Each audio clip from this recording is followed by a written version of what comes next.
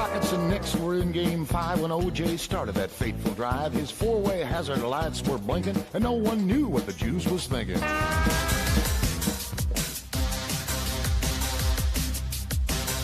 I've been to Reno, Chicago, Fargo, Minnesota, Buffalo, Toronto, Winslow, Sarasota, Wichita, Tulsa, Ottawa, Oklahoma, Tampa, Panama, Mattawa, La Paloma, Bangor, Baltimore, Salvador, Amarillo, Tocopilla, Barranquilla, and Padilla. I'm a killer. I've been everywhere, man. I've been everywhere, man.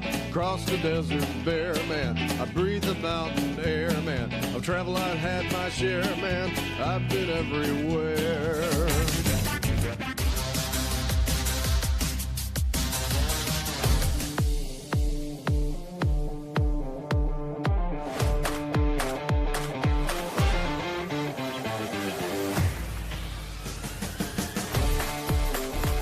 This is Oversight Live, your advocate for good governance. We're putting the site back in. Oversight. Here's the watcher on the wall, your host, Ben Carpenter.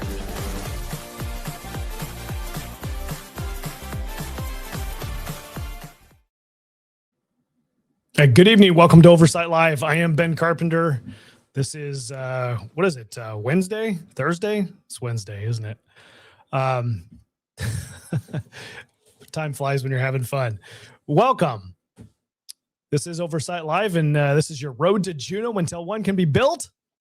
We are deep into the first week of a special session in our legislature, and we're going to be previewing, or not previewing, we're going to be reviewing a meeting that happened today in Senate Finance, which is, I think you'll find it refreshing because there were actually some good questions answered, and the whole concept of doing due diligence on a pipeline tax bill and trying to get to an end.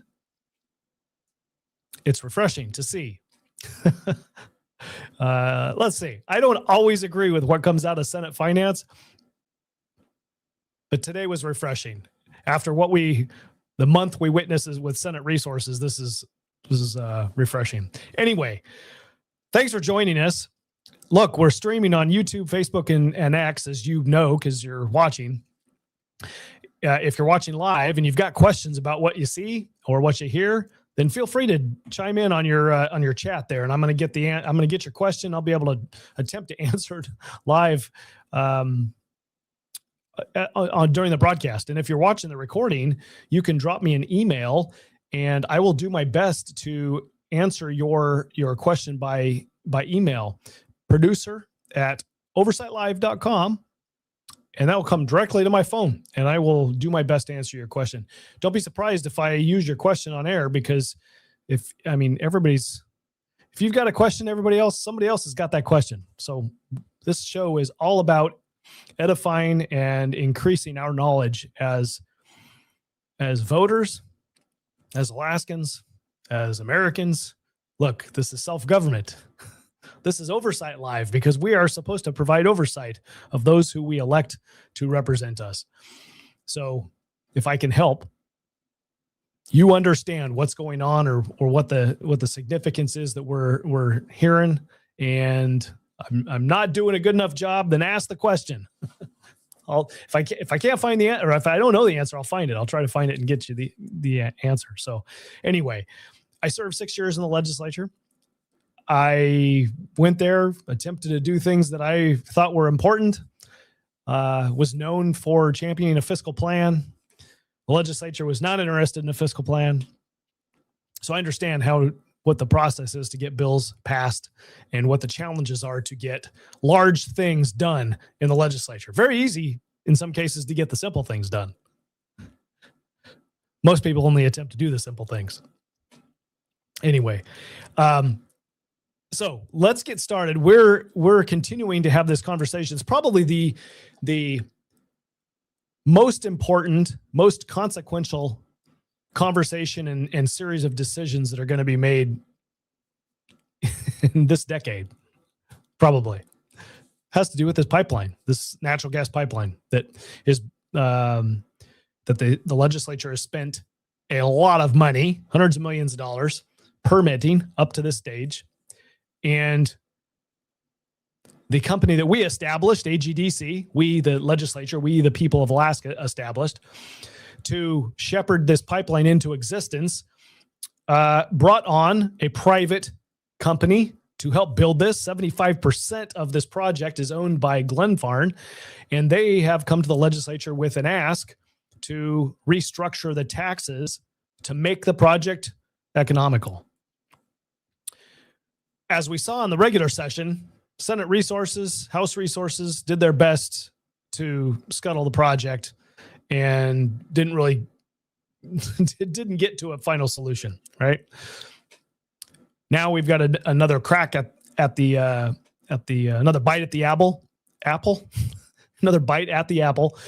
The governor called us into a special session, called the legislature into special session, and now they have one bill before them, one concept, one thing to focus on, and that is the gas line. No other bills, no other concepts, no other things are pertinent to be discussed in this legislative session. And largely, you're going to see action in two committees, House Finance and Senate Finance, because that's where the bills were reported from the body.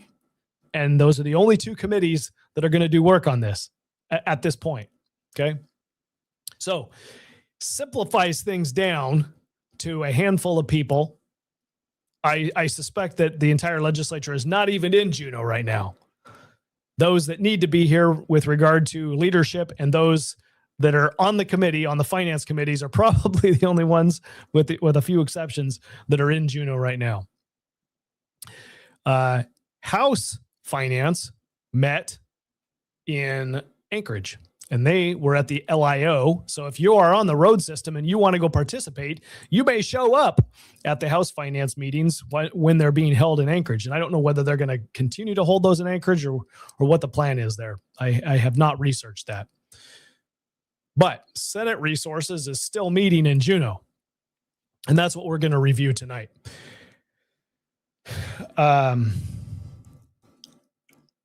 Good question, Frank. Frank asked a great question right off the bat. If the governor called a special session to be held in Juneau, why was there a finance meeting held at the LIO in Anchorage? Well, that's because the legislature can hold their meetings wherever they want to hold their meetings. He called a special session in Juneau, but that doesn't mean they can't. I mean, they gavelled in Juneau. There is a special session occurring in Juneau. They can choose to hold a meeting anywhere they want to hold it. And that's what they did. House Finance went to Anchorage, to the LIO, and held their meeting there.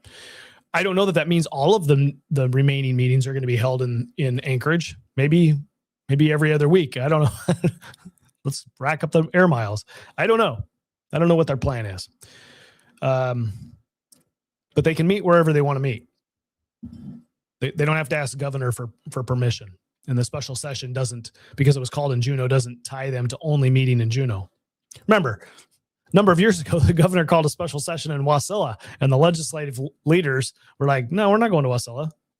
We're going to Juneau. And that's where they gavelled in. Some of us met in Juneau, and the rest is history. Don't blame me, Christopher. Although I'm looking at the buds coming out on the trees right now and realizing that global warming is a nonsense, right? This is a very cool spring. But you know what? For somebody who's got peonies and wants to sell peonies to lower 48 buyers, this is actually really good for us, because the further towards summer, it delays the peonies coming up, the warm weather.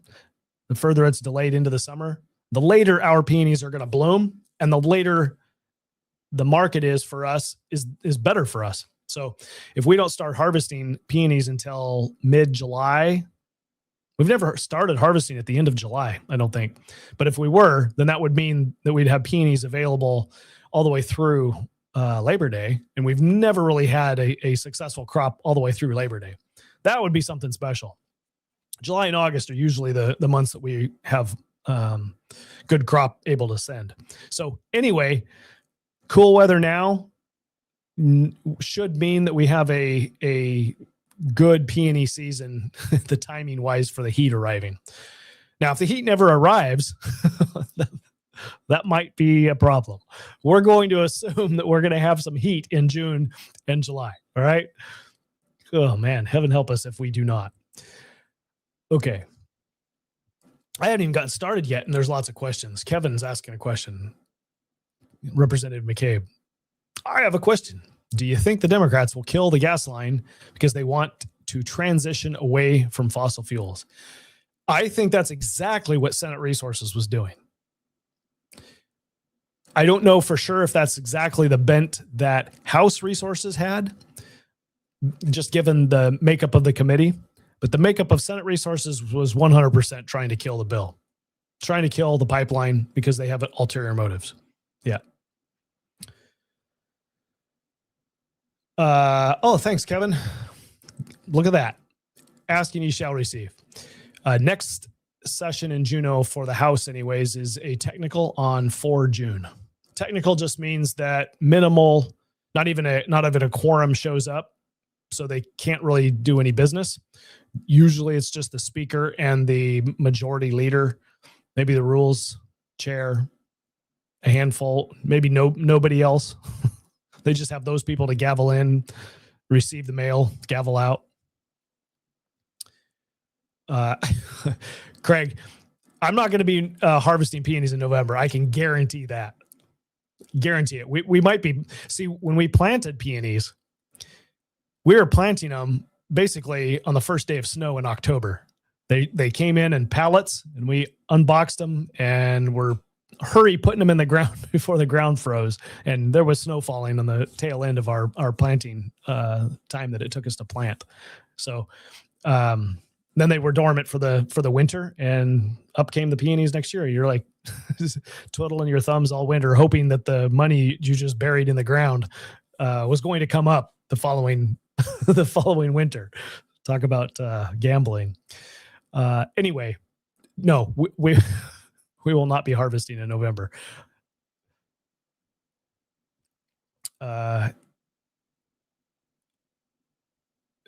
Frank has got a statement here. He heard that like Giesel, some with ties to state unions, that the unions believe that they will lose their control of the pipeline and have less importance as state unions because they will not be able to supply the workers needed. Well, they aren't going to supply the workers needed. There aren't enough around unless they're pulling them from out of state. It's an all hands on deck, and we will import workers. And if the unions see, I think that I think that is a possibility, Frank. And the reason for the sabotage is of the gas line is because of the unions. So this isn't exactly, there wasn't a lot of stuff talked about in the press and written about this back when Glenfarne was selected.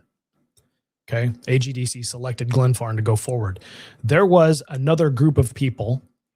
I don't think that it was organized into a company yet, but it was another group of people who were trying to put together a project that AGDC could hand over the reins to the project to them. So they were trying to get their ducks in a row to be Glenfarne, right? But they weren't Glenfarne; they were something else, and that was a union-led initiative.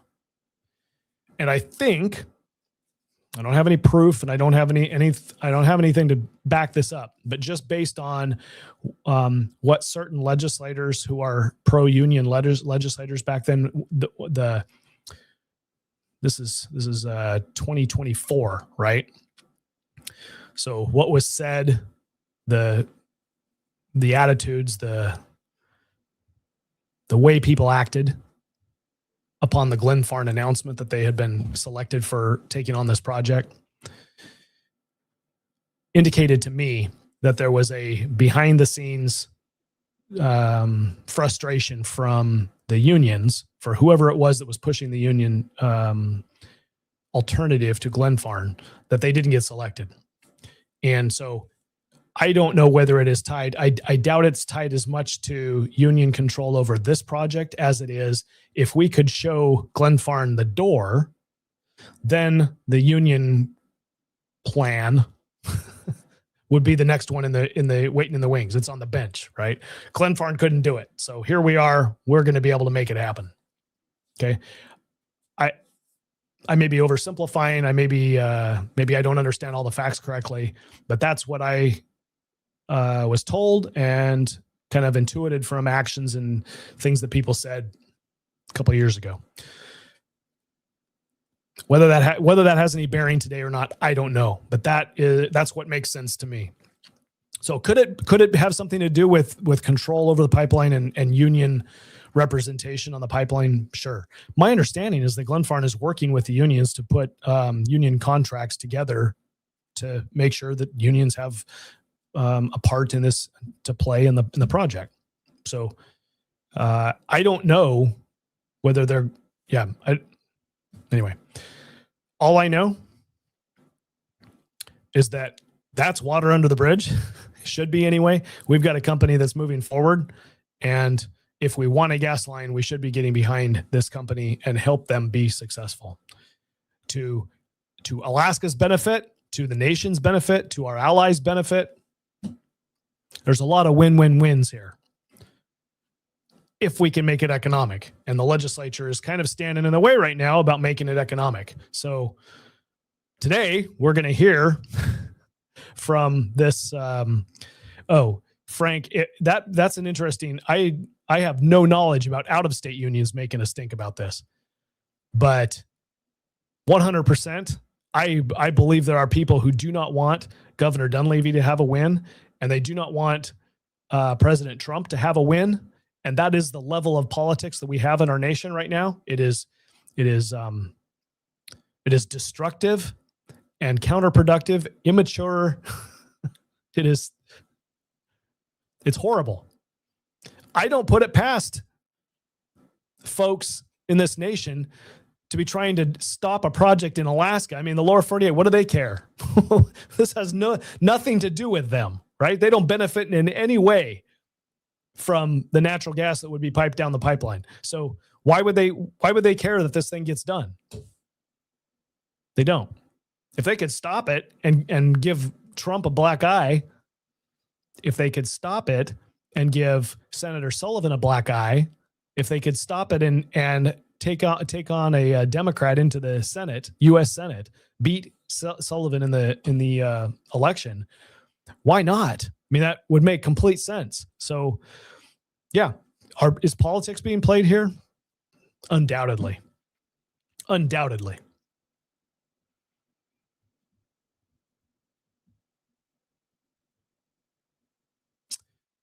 Okay, let's get started on. Representative McCabe says it was Bill Walker and Joey Merrick. Yeah, it is no secret. That is the case. All right, let's get productive here. All right, tee it up. We're in Juneau. This is the Senate Finance Committee. And the legislature's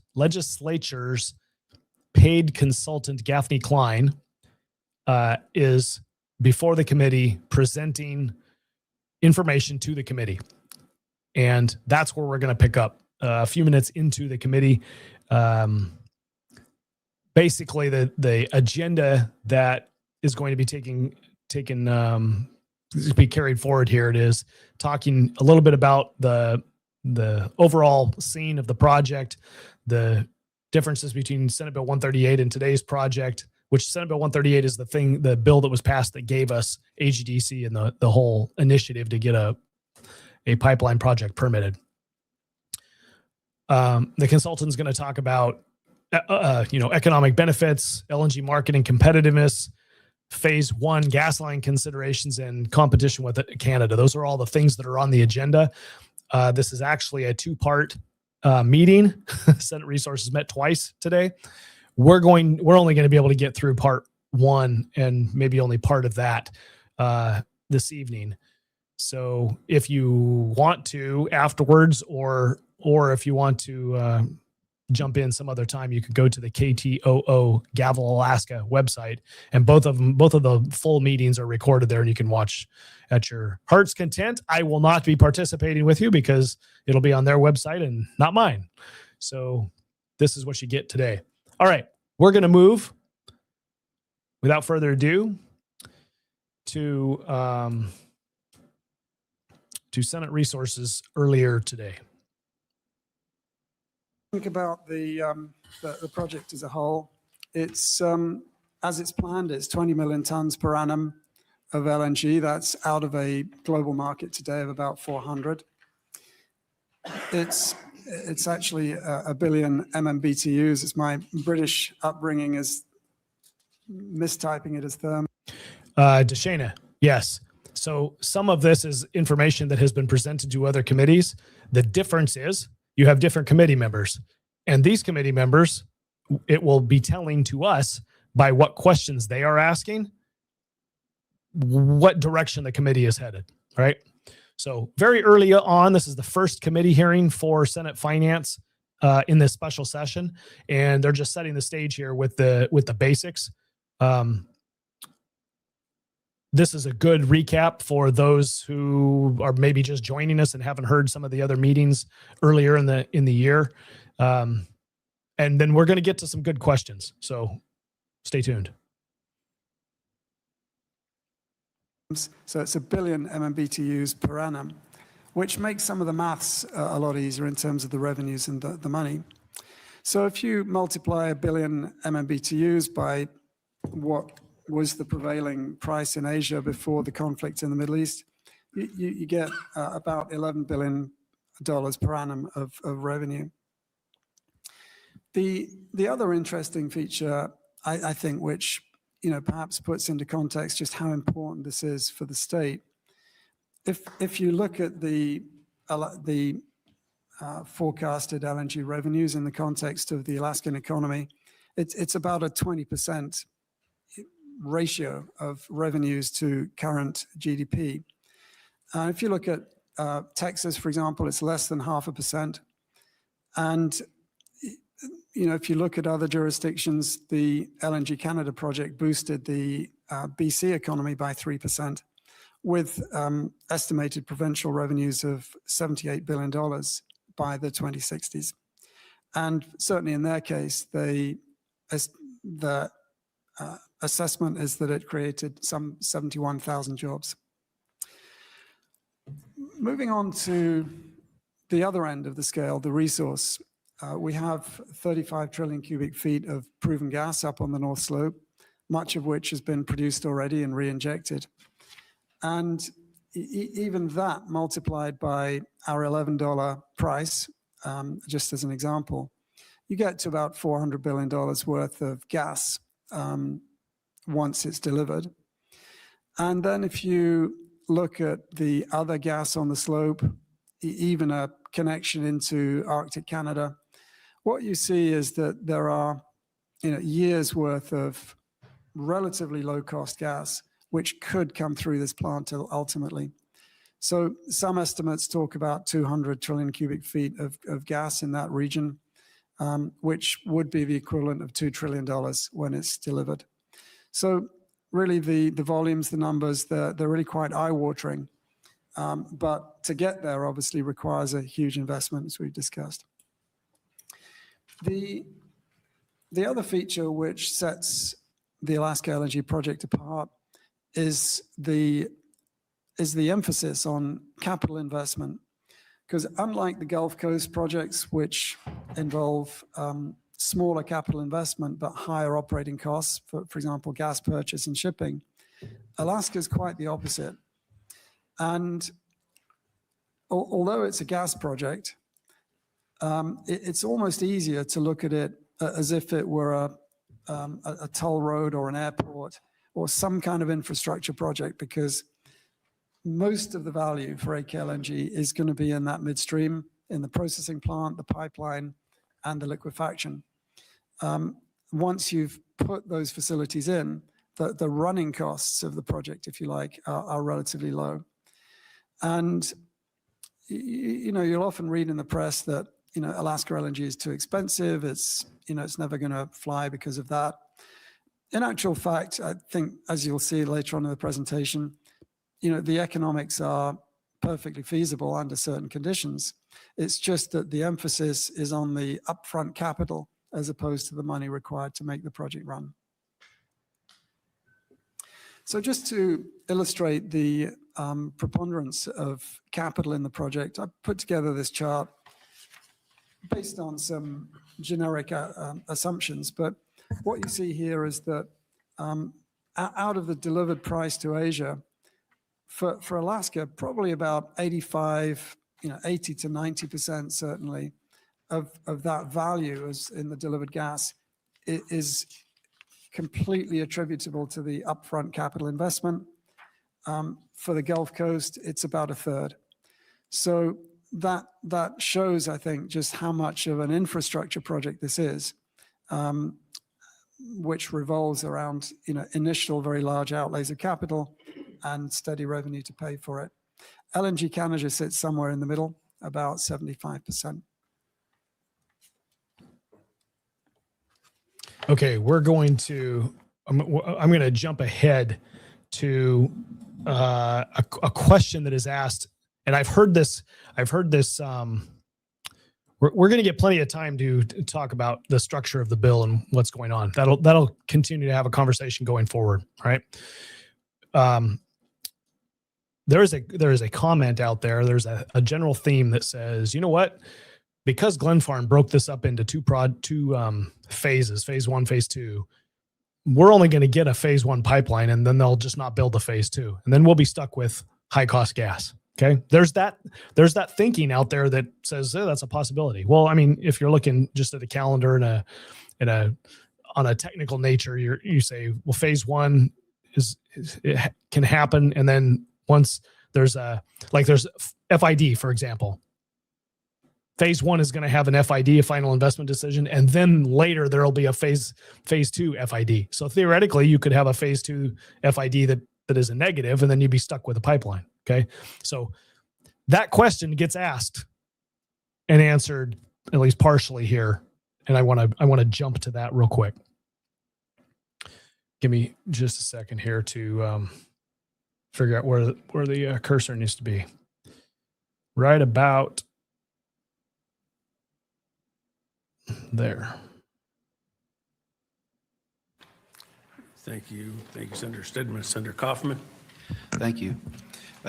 I've heard folks consider the possibility that we only get phase 1, but it seems to me like phase 1 is the hurdle. And so if you just consider phase 1 creating the reality of gas essentially at tidewater in these volumes, that the economic incentive to grab that gas, liquefy it, and transport it becomes a pretty compelling economic case. So I guess, have you seen anything that would suggest that there could be a situation where we would get the stage 1 pipeline that far, basically solve the 800-mile problem, and get the gas to a point where it could be picked up and used, and transported? Does that seem like a likely possibility, considering the economics that would be involved once we got the gas to that point? Thank you, Senator Kaufman, and through the chair. I think it's helpful to kind of step back and consider what that phase 1 gas line represents. And in effect, it's a very large option. For South Central customers, it represents an option or a line of sight to considerably lower gas prices to those that exist today, with all the economic benefit that was result from that. For the producers, it's an option to sell, $1.5 billion worth of gas every year. So again, for them, that option is very, very valuable. And for Glenfarne, it's an option on essentially launching the rest of the project, as you were indicating. So I think if that phase one gas line project were built, there would be a very, very compelling economic case to complete the project and build the liquefaction. But obviously there's no guarantee. But certainly, you know, you've got three sets of stakeholders, if you like. You've got the gas customers, you've got Glenfarne, you've got the producers, all of whom would be very highly incentivized to ensure that that full project were built subsequently. Thank you. Yeah.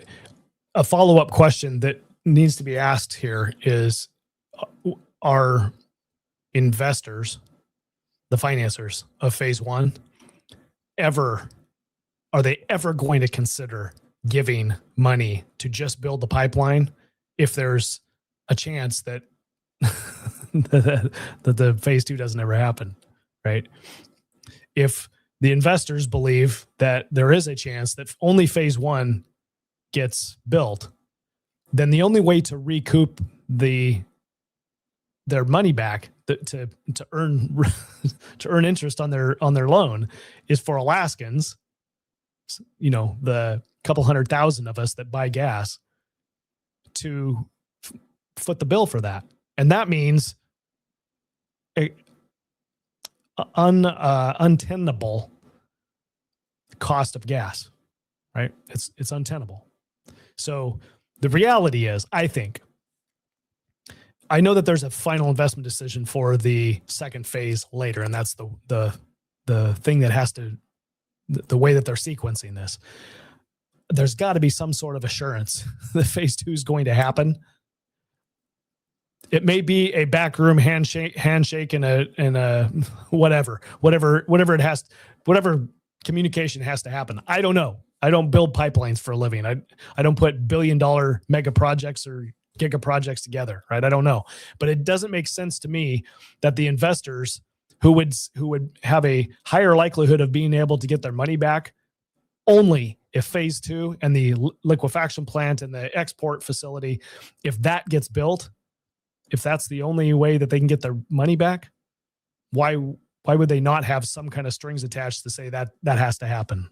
It doesn't make sense to me. So that's what we heard. There's very, very compelling reason to believe that phase two is going to happen if you get an FID on phase one. Senator Kaufman. Senator Keel. Thank you, Mr. Chairman. I guess I'll ask questions about cost overruns and fiscal structures and who pays maybe later when you look at some of your phase one slides. On the slides in front of us now, the 11 and 12, you have a last bullet about the tax consequence of fixed price as compared to net back price. And you didn't spend much time on those. Could you talk us through a little bit what the implications would be for the taxing authority there? Thank you, Senator, and through the chair. As I say, one of the considerations is that the North Slope producers, they are in the business of producing oil and gas, and their shareholders and their investors are accustomed and attracted by the idea of commodity price risk. So I think it would be unusual for those companies to enter into a major sales contract which didn't include some kind of commodity price exposure. Further than that, ExxonMobil and ConocoPhillips are one of two members of a very small group of sort of preeminent global LNG companies. They both have multi-million ton LNG portfolios, and they've both stated LNG growth as being a major part of their strategies. So further than that, I think their interest in the gas as it moves downstream into the LNG market, will be significant, and they will be looking at ways in which they can leverage that with their broader LNG. So from a tax point of view, depending on how far down that road you go, you could go down the road such that the Glen Farm project receives a relatively stable fixed income for the infrastructure, and all the price risk moves to the upstream. In which case, you could get, supernormal profits in, for example, at the moment, with LNG prices being extremely high, you would see, under that scenario, you would see all that profit moving to the upstream and being taxed, as production tax and royalty for the gas. Equally, in sort of 2020, 21, when we saw a big dip in LNG prices, you would see quite considerable losses in that area. So, this question of how the profits flow and how they get taxed is a material one, and one which could, significantly change the tax outcome for the state. Senator Keel. So I noticed in the slide you talk about whether or not whether a portion of the benefits from the project and thus the profits are pushed to that midstream owner, that pipeline and LNG facility owner, and you talk about corporate income tax. When it comes to royalty and production tax, all of our North Slope operators pay that. But when it comes to corporate income tax, a company almost gets to choose how what we think about the project in front of us and the legislature's duty in that environment. Thank you, Senator Keel, and through the chair.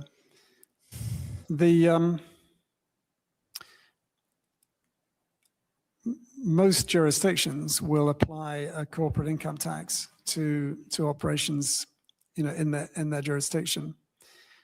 Obviously, there are some historical anomalies which apply here in Alaska, and how they get dealt with is probably outside the scope of today's discussion. But from an LNG perspective,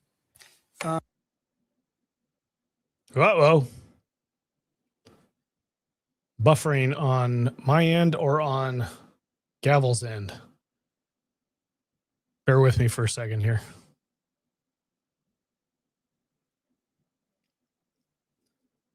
There we go. Clearly, appropriate capturing of corporate income tax going forwards might be something that you would want to consider, given that I think the DOR projections suggest it would be $60, $70 million per annum, depending on where the taxes are set by the sort of 2040 timeframe.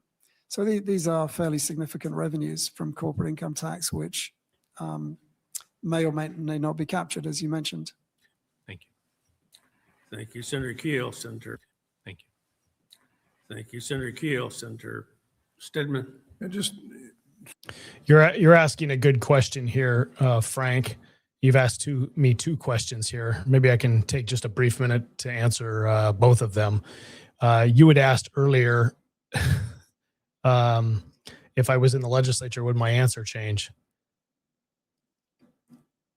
And you don't know me very well, because I'm my answer is not going to change because I'm on the air here or sitting at that table. You're going to get the same answer with me. I'm not savvy and smart enough to be able to lie here and tell the truth there, or vice versa. Like I can't. I'm not built that way. You're going to get the straightforward response from me in either circumstance. To a fault, right? Don't send me somewhere where I've got to lie, because it's not gonna go well. Your question: is there anybody on Senate Finance that has negotiated a mega project? So let me just set the stage here. And the reason I paused this here to answer the question is we take a peek at who is sitting at the table, okay?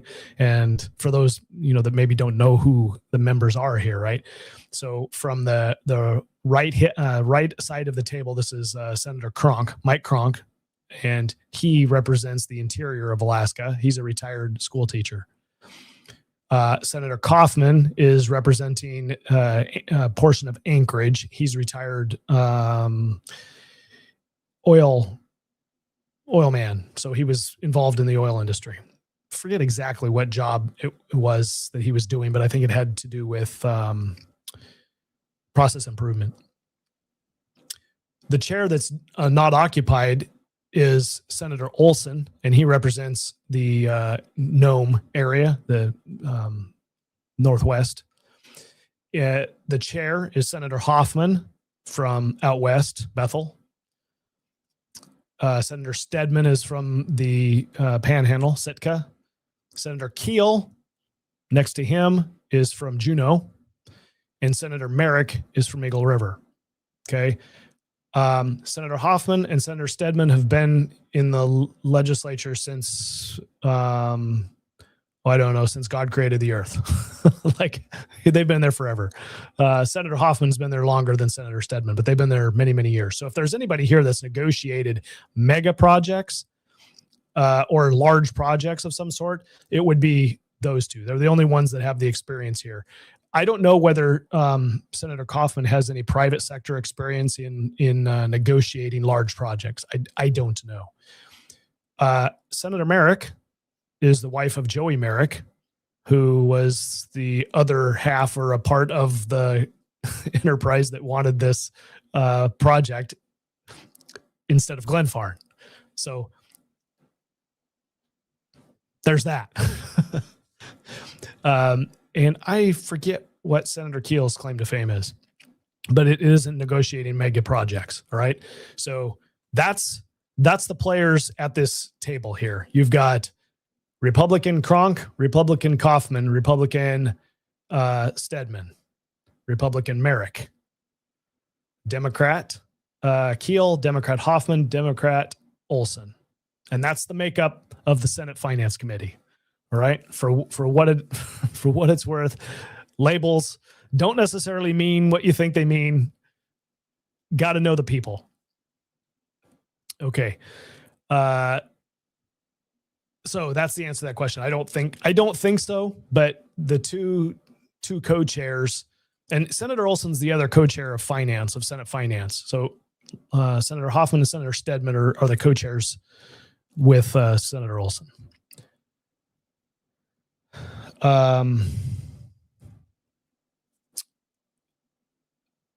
Representative McCabe is chiming in here. He says, I can tell you that Frank Ben has always had the same answer to any question I have had, even when I did not like it. Thank you for backing me up, brother. Senator Kaufman is a process improvement guy, and that's what he did within his industry. Yes. So the Merricks are state union. That is both pro-public and private unions, right? All right. Okay. That might be helpful to people who are looking at the decision makers with respect to this project. Again, we don't have oil executives sitting on this committee or gas executives that have any experience in the oil and gas sector that I am aware of, other than Senator Kaufman, who worked for an oil company when he was in the private sector. Nobody else does. Senator Stedman has finance background, investment management background, and Lyman Hoffman, I think, has just been a senator forever. I don't remember what his claim to fame was. Maybe executive of native corporations would be my guess. I think my memory, that is what is in my memory. Anyway, so no, not a lot of experience on Senate finance. And to be honest with you, you're not going to find any committee in the legislature that's got experience in the oil industry. Thinking off the top of my head, and maybe Representative McCabe can chime in here if he corrects me here, but you don't have members of either body, the House or the Senate, that are experienced in oil and gas development. I'm just trying to do a quick think here. I don't think so. Nope. All right. So Nick Fulford, the rep here from Gaffney Klein, is going to talk about other economic benefit here in just a few minutes, about 4 minutes. I'm going to fast forward to that in the interest of time here.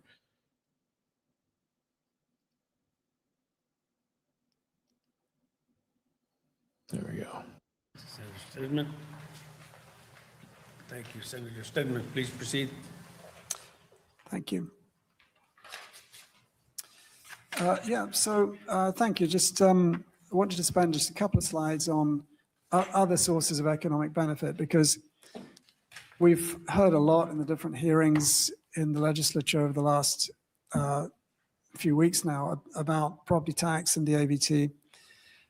But similar order of magnitude in terms of value to the project is whether or not federal loan guarantees materialize. As I think many of you will know, the federal legislation to enable these federal loan guarantees was put in place some decades ago. The precise regulatory framework under which that would happen, I think, needs some work, as I understand it.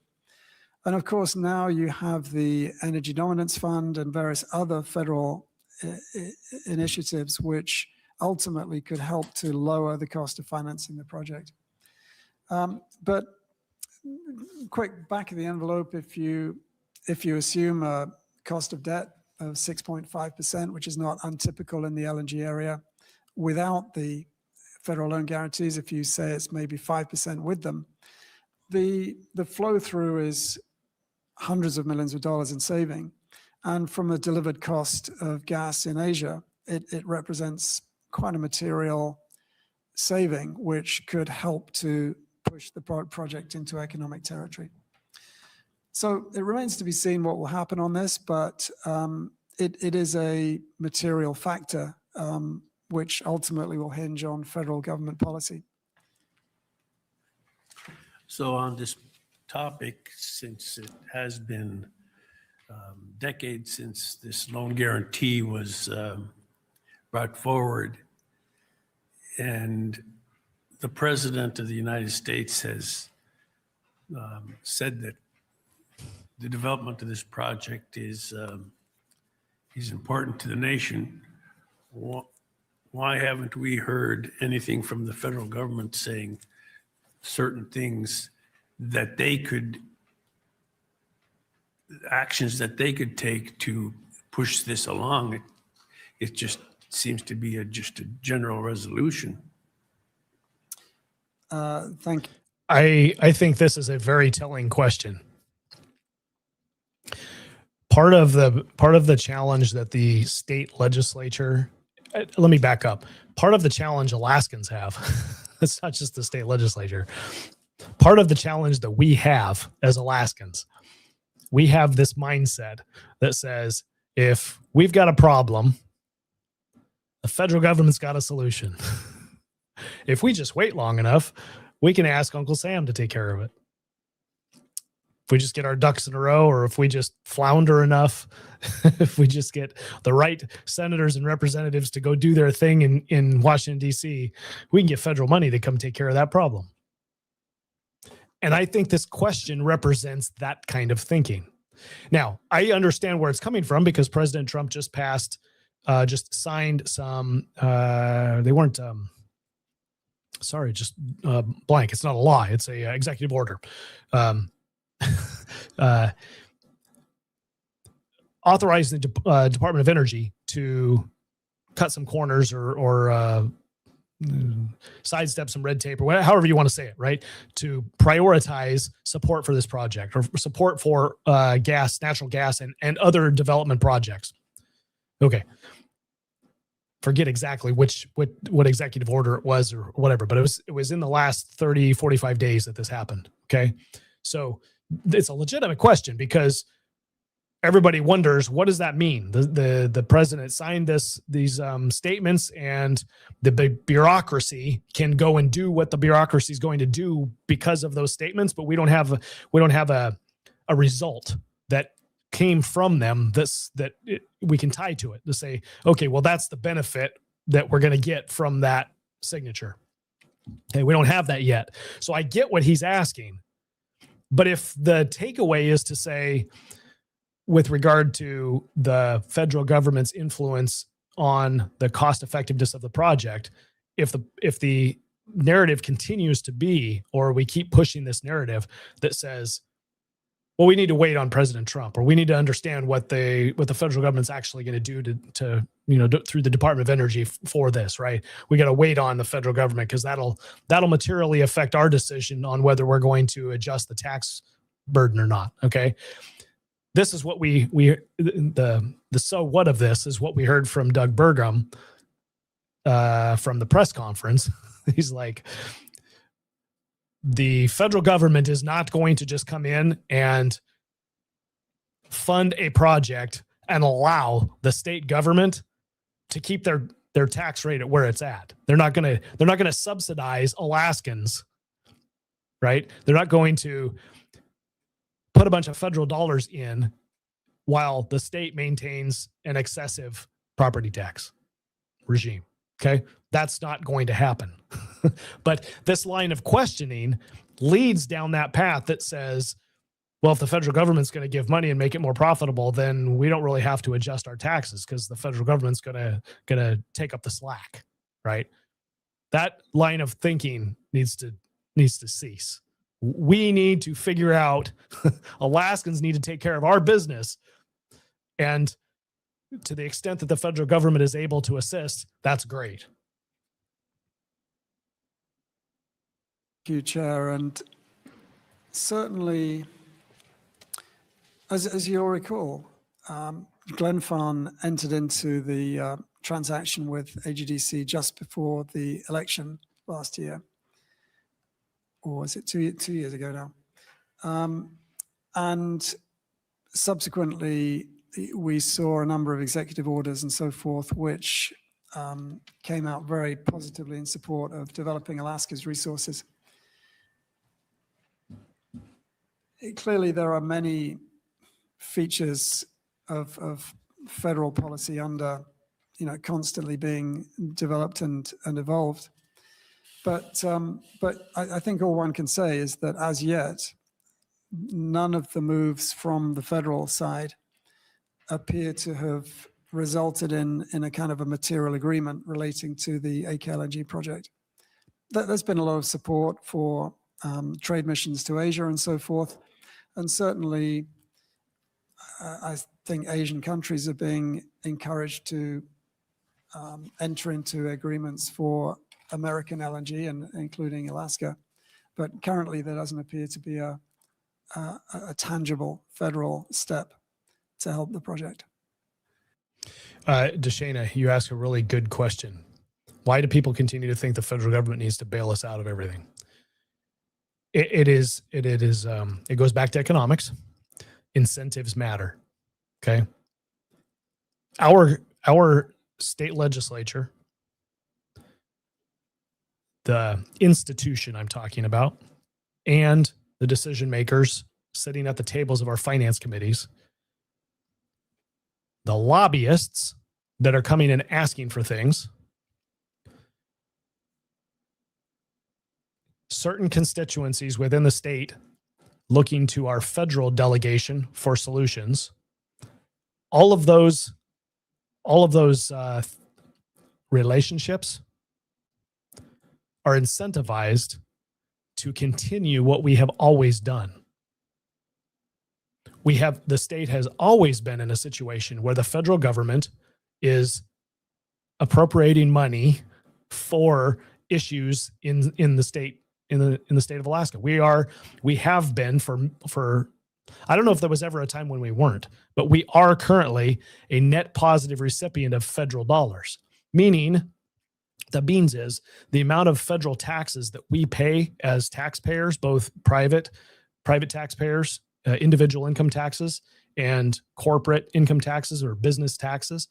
All of the taxes that are paid out of the state of Alaska are less than the money that's coming into the state of Alaska from federal receipts, from money that's appropriated by Congress for things that benefit Alaskans. right?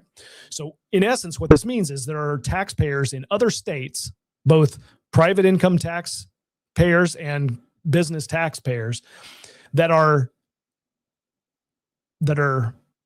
some of their tax dollars are coming to Alaska so that we can have our roads paid for it, our all of the things, that healthcare, everything that we receive the federal dollars from. Some of it is our federal dollars that we paid in and we get it back, and then some. Those taxpayers in other states are very generous with their money, and it finds its way to our state. There are other states that are exactly the opposite. Okay. They don't receive as much money as they pay in taxes, and we thank them very much, right? But this is the incentive that we have established in our government and in our culture, if you will, within the state of Alaska, is to look to the federal government as the piggy bank. We don't look to a private economy. We don't. We might look towards the oil economy, but in the context of oil is cyclical, up and down, and largely the price of oil is out of our control. When it's down, we're not like, there's not an incentive for our legislature and our leaders and our lobbies to look to economic growth within the state of Alaska to solve our problems. It's much easier, even though it's a challenge, but it's much easier to just go to the federal government and ask for money. That's the culture. That's the systems and the incentives that we have established in our state. We reward people who go to Washington, D.C. and bring home more and more money to us. That's what we do. It's not a Republican or Democrat thing because they all do it. Just so happens now that we haven't had a balanced budget at the federal level forever, that 25% of that money they're bringing in is all debt that future generations are going to have to pay as well to compound the problem, right? So anyway, that's why members sitting at a committee will be looking in the thought process that their questions represent is, well, what part is the federal government going to play in this? It's a legitimate. It's because we have that incentive baked into our system of government in the state. And in this case, it is subsidizing because it's taking tax dollars from one taxpayer in another state and spending it here in the state of Alaska. Now, we're talking about loan guarantees. Loan guarantees don't get paid unless the project doesn't work, unless there's a failure. Then the loan kicks in, right? That's the whole risk reduction piece. It's not like the federal government is giving $30 billion, looking at that slide, giving $30 billion to the project. That's not being subsidized.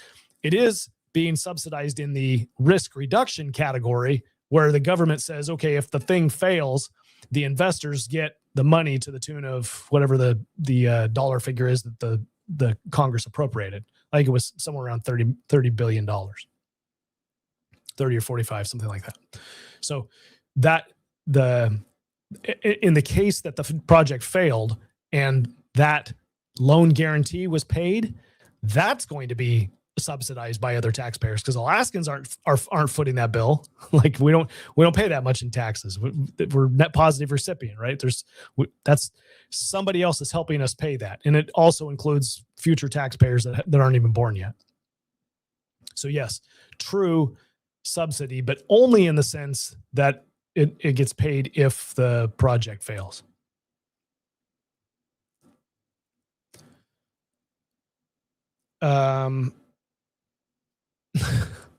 Frank, yes. Why do we not have economic development in the state, in the private sector? Could it be that we don't elect people who care about private economic growth? Really? I mean, it's not like I expect the legislature to wave a magic wand or pass a bill and there is economic growth, right? I don't expect that to happen. That's not something that you do. But things like this are exactly why we have a challenge with economic growth, because the legislature, look at what happened in Senate Resources. The only thing that Senate Resources cared about was how much money state budgeters, state legislature is going to get from this project. not even concerned about what it means to the private sector, what it means to the business down on the corner that makes sandwiches for people. It means that their cost of doing business comes down because it costs less to heat the building, right? That isn't entering into the equation because it doesn't matter. Economic growth doesn't matter. It doesn't matter. If you grew oil, you put in a new well and you pumped more oil, that matters to the legislature because it has an economic impact. There's dollars associated with that come into the state government, to the legislature. But if, to carry on with my example, if the store owner sells more sandwiches, it has zero impact on the state budget. It doesn't matter whether it's sandwiches or whether it's the only thing, if they're selling more fish. No, not the retailer, the landing. If you produce more fish, the fish industry produces more fish, that private industry will result in more money to state government because there is a fish tax. You catch more fish, you land more fish, you process more fish, you pay more fish tax. Does the legislature care that we have a vibrant fish industry? You bet, because it brings money in. Do they care whether we have a good sandwich industry? No, because the more sandwiches you make doesn't matter. The more mouths to feed actually is a detriment, right? If there are more mouths to feed, that means likely they've got more kids, and more kids means more students in school, which means more cost. Where do you get the money to pay for that? Because more people, that's not, unless they're working in the oil industry or fishing, there's no connection to those people generating wealth and it benefiting the state budget. It's exactly the opposite. It's a drain on the budget. This is the incentive problems that we have. So yeah, why do we not have a gasline project? Why do we not have economic development in the private industry? It's because we got the wrong people elected to the legislature. They don't think about that. The voters, when they go to select the people, they're like, yeah, I want to send the guy that's gonna get me money from state government. That's who they send. Good question.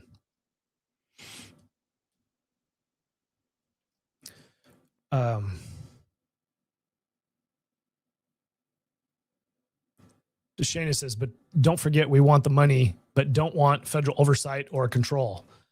Don't they call that wanting your cake and eating it too? Yeah, exactly.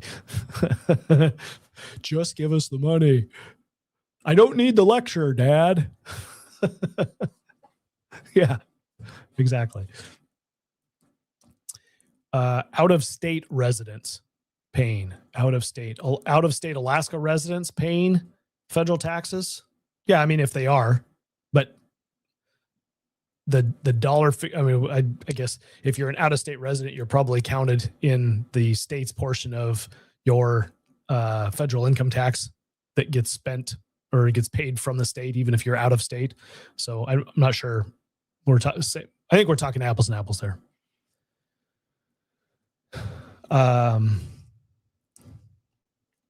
Okay.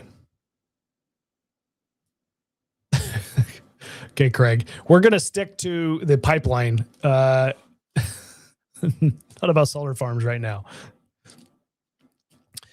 Okay, let's get back to the. So it would seem as though this loan guarantee could potentially be critical, and with the inflationary numbers that we have, the purchasing power of $20 billion has substantially been reduced. Please proceed. Thank you, Mr. Chair. So the other interesting element of additional value for the project. Okay, all you. Here's a trigger warning. I should have gotten it. It's trigger warning for the right. I'm being sarcastic here, yeah, sarcasm. I guess it is. trigger warnings usually happen before the event, right? Sorry, I failed in that respect. We're going to talk about carbon capture because that's part of this project. And I have a question that I asked and answered, and we'll see if it gets answered the same way. And I'll share it with you here in a minute. Project is the gas treatment plant, which is there to treat the gas to LNG quality. As I think many people will be aware, carbon dioxide in the gas to be liquefied can't be tolerated, even down to a few parts per million. So one of the key prerequisites for the LNG is to remove the CO2. Because of the changes in federal policy around tax credits and so forth since the original project, one of the additional benefits which didn't apply to the original project is the ability to collect these tax credits. So they currently stand at $85 a ton of CO2. I think from AGDC testimony, I think the target CO2 removal from the North Slope would be around 7 million tons. So, clearly we're looking at, a fairly significant saving as well, similar order of magnitude. So 60 cents per MMBTU of delivered gas. So around about $600 million per year of tax credit. One of the interesting features around these tax credits is that often you have to sell them to people who can use them. So there's an element of commercial structuring around that gas treatment plant and who might own it, which are relevant here. And of course, the other feature of the CO2 is that it can be used for enhanced oil recovery. Now, exactly which oil fields on the slope could be candidates for EOR using CO2 remains to be determined, I think. But nonetheless, I think for every ton of CO2 injected, there's the potential for a 3 to 5 barrels of oil additional production. So I think it's quite conceivable that CO2 will have a value to some of the North Slope producers, and that too could generate some revenue for the project. Okay. There are two questions that I asked back in, I don't know, it was like 2023, maybe even as early as 2020. I don't remember. Very early on, I wanted to know two things. One, does this project make sense if you don't export gas? Meaning, does it make sense if it's just in-state gas? And the second one I wanted to know is, does this make sense if you are not using 45Q tax credits? Does it still make economic sense? In other words, if this project, which is going to take many years to get going, right? The next administration comes in and does away with 45Q tax credits, what happens to the project then, right?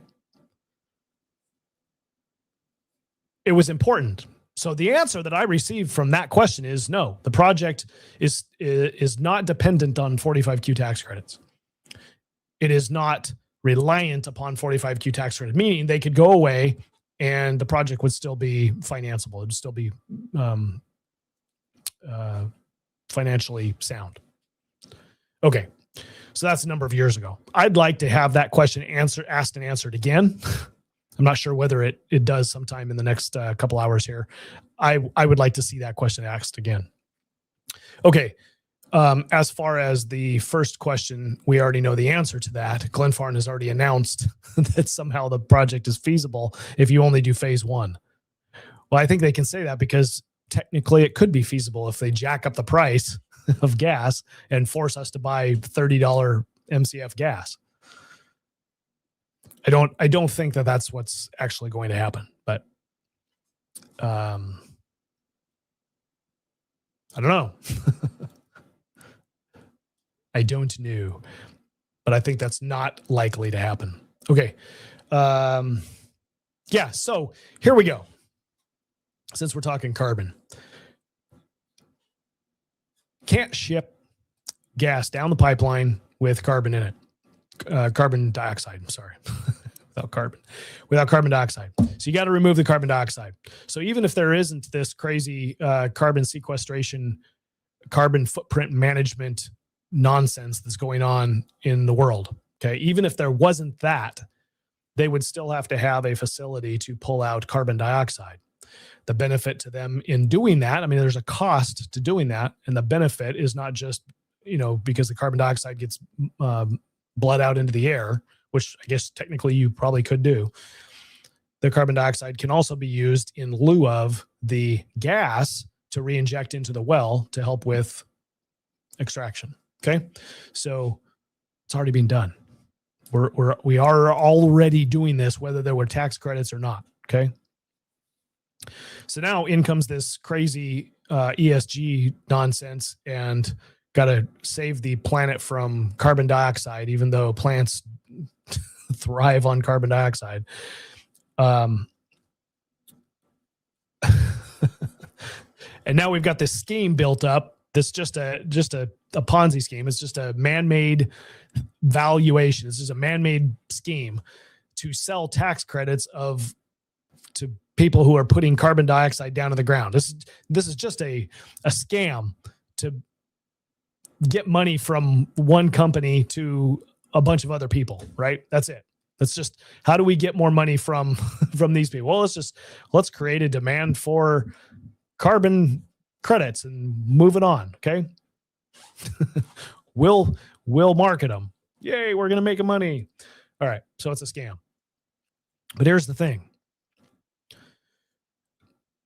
Until somebody stands up to those scammers and puts them out of business somehow. Those scammers are your investors. They're the ones that are holding the strings to the money that the company needs to grow economically. So the shareholders of the company, they're like, you know what? We need money. We want to expand. We want you to go dig another well. Okay. Well, we're not going to use the cash that we have on hand. We're going to go get a loan for it. Let's go talk to the investor. The investor says, yeah, I'll give you that money, but you got to lower your carbon footprint. That smokestack over there that you've got on your plant, it's emitting too much carbon dioxide. You need to do something to reduce that carbon dioxide. You got to shrink your carbon footprint. And the board of directors says, oh, wow, that's expensive. I don't think we want to do that. Well, we're not going to give you the money unless you manage your carbon footprint. This is the reality, right? This is the way things are and the way they have been for pretty near the last decade. Well, somebody comes along and says, hey, you know what? I think I can solve your problem. We've got these credits. So if you just pay me for the credits, I'll find some credits for you. And those credits can be in lieu of you actually changing your smokestack and polluting less. Okay. So we'll get somebody to put some carbon dioxide down in the ground, or we'll get them to not cut down a tree, and we'll call that carbon sequestration. And that will be creditable. So we've saved the earth to a certain amount, right? Because we know how much carbon dioxide that tree is holding. We know how much carbon dioxide they're shoving down in the earth, and we'll call it a credit. It's like $85 per ton. Okay, that's the value of the credit. So now the company that wants the investment, they can say, okay, investor, we've purchased enough credits that equal the amount of pollution, the amount of carbon dioxide of our size of our footprint. Okay. So we've shrunk our footprint by purchasing credits. And the investor says, okay, good. You're doing the right thing. We'll go ahead and give you the loan.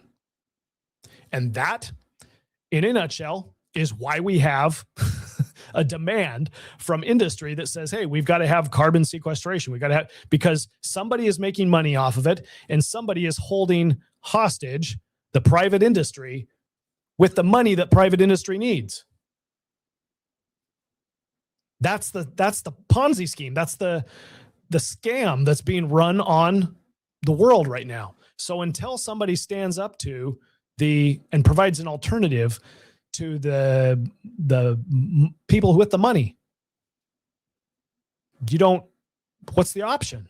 The option is not getting those funds. You got to find the money from somewhere else. So that's a long way to have a carbon capture conversation about this.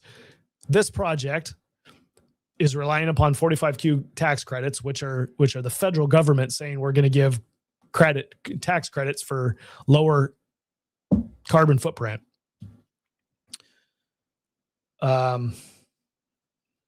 And the project is going to separate carbon dioxide from the gas and re-inject it into the ground. And then they benefit by selling credits to some other schmuck who wants money from an investor. So that company that has nothing to do with oil and gas, they could be in San Francisco. They'd be like, hey, there's a company up there on the North Slope that's injecting gas into the carbon dioxide into the ground, and they're selling credits. Go buy some of those credits. Now we won't have to change our operations. We'll get social credit. We'll get credit for saving the earth. Okay. They're not saving the earth. They're not doing anything about saving the earth. All they're doing is facilitating the exchange of money. So somebody else is getting rich. All right. If you're really smart, you create the mechanism by which you lock away carbon, and you create you own the mechanism by which you're selling carbon credits. So you can lock it away and you can sell the credits. It's a win-win for you. It's a scam. There's no value changing hands. There's no wealth being created, right? I mean, somebody's getting richer, but it's not creating anything. You pump oil out of the ground, it's creating something. This carbon sequestration crap is just wealth transfer. It is extortion. That's what it is. But that is what we have. That's the system we have right now. So until you end that system, you kind of got to play in it, as much as we don't want to. So that's how I rationalize this, because that's reality. Okay. Let's move on. But that's a topic which remains to be seen. But the one thing we do know is that under current federal law, there would be a 12-year period over which this $85 a ton inflated would be available to the project. Senator Keel.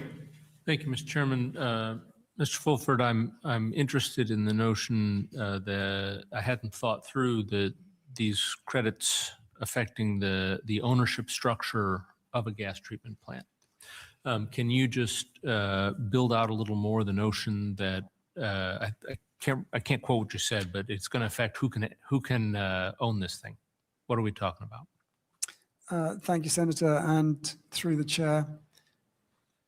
Looking at the lower 48, where these carbon capture projects are quite significantly under development, because the tax credits are quite material in the context of the investment, using them, monetizing them is the key.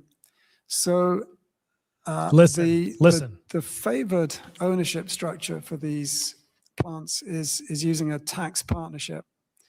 And all I know is that tax attorneys look very carefully at these structures to ensure that the way the credits flow results in $85 of value. Another way of doing it is to facilitate a mechanism whereby the credits can be sold to somebody else and then used, in which case you'd probably get maybe 80, 90 cents on the dollar for the credits. But the way in which the ownership structure around the CCUS plant is established is kind of pivotal to the whole project and making sure that those credits are monetized. So The credit needs to be monetized, right? That is similar to saying my peony, my flower needs to be monetized. I've got this thing of value. Somebody somewhere else, like I can't eat it. I can put it on a vase. I can cut it off and put it in a vase on my table, and I can watch it. And there's value because it's beautiful. I can leave it on the bush outside and watch it because it's beautiful and there's value, right? I can actually cut it, put it in a box, and ship it. And somebody else is going to pay me to do that. They're going to cover the shipping cost, and then they'll pay me a premium for the flower because they can't get peonies where they live for their special event. There's value. Something was grown out of the ground. It's valuable to somebody who wants it, and they're going to give me money in exchange. They're creating credits. The credit is the peony. It has no intrinsic value. You can put it on the table. You can put that credit on the table and use it as a coaster for your coffee cup or your beer. That's the only value it has. There's no other intrinsic value of this carbon credit. All right. But people want them. They're in demand because we've got this idea that we're all going to die if we don't save the earth from man-made global warming, which is nonsense. If we stopped buying into that, this whole carbon credit nonsense would dry up because there would be no value. There would be no need for us to be spending money and transferring credits. Like it's a completely man-made scam. There's no value being handed over. Where was I going with this? Oh, here's the thing. It has nothing to do with the pipeline. You want to weigh.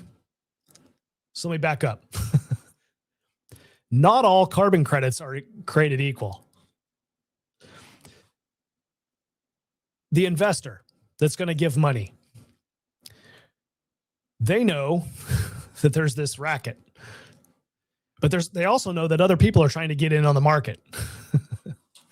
So some unscrupulous people, if there's like these are even more unscrupulous people, have this design for carbon capture, and they do it and say, okay, here's my carbon credit. But it's completely bogus. It isn't actually doing anything, but they call it a carbon credit. Okay. It's a scam in itself. But they sell the carbon credit. It's a black market carbon credit. Let's call it that. All right. So you get the picture. The company goes and buys that and then goes to the investor and says, hey, look, here's my carbon credits. And the investor actually looks at the carbon credits and says, oh, you got bought those on the black market. Those aren't worth anything. You should have bought them from these people over here because we're doing business with them. We get a kickback when you buy them from them. You need to buy real carbon credits. Like this company that's putting carbon dioxide down in the ground, you got to buy them from them. So not all carbon credits are created equal. There's actually quality carbon credits and lower quality carbon credits. Okay. This is nonsense, but this is the way it is. What could Alaska do? This is simple economics, right? $48 is what the federal government is giving away or setting the stage or not giving away, but that's what the value is, $48. Okay. So what happens when you have a market that it has a certain price for a product and the market is flooded with that product? Let's call it wheat or cattle or cars, whatever the product is. If the value of that product is set at a certain point and the market is then flooded with that product, the value of that product goes down. It becomes cheaper. Okay. So you want to benefit all of the companies out there, all of the companies that are being forced to buy carbon credits by the investors. The way to get at this, to beat them at their own game, is to find the high quality carbon credits and produce them for next to nothing, so that the company doesn't actually have to spend a whole lot of money. Because again, somewhat down another rabbit hole. If a company has to go and buy, let's say Walmart has to go buy carbon credits, it's kind of like a tax. It's an additional cost of doing business. And who pays that additional cost? The consumer does. Walmart is going to increase prices somewhere to recoup their cost for the carbon credits. So you and I end up paying the cost for the carbon credits for that company that's having to buy them. All right. So how do you help that company out?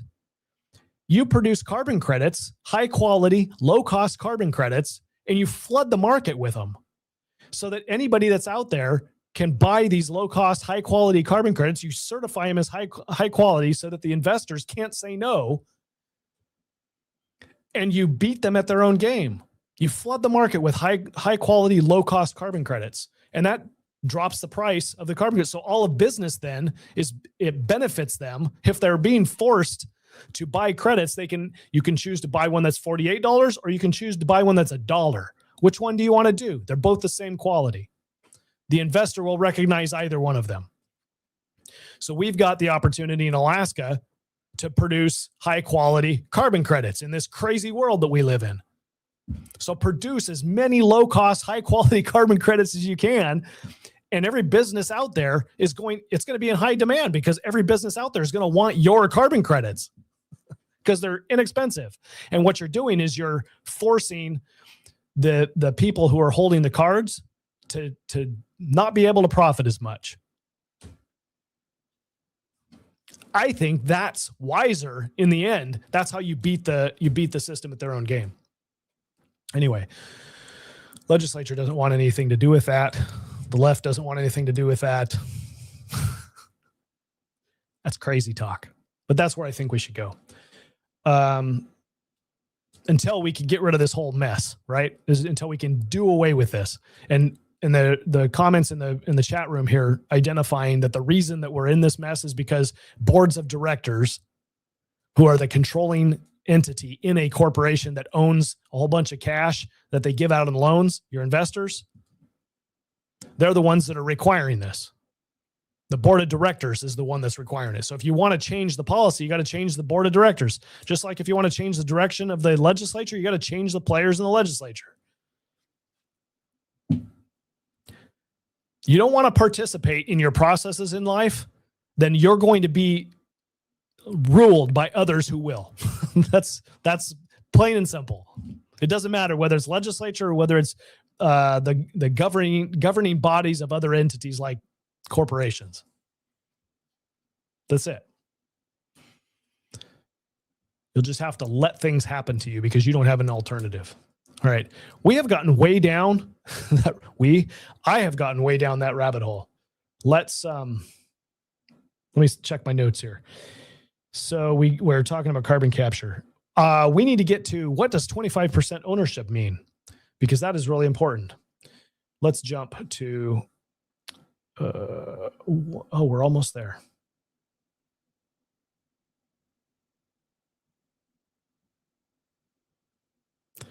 Right, somewhere right in here.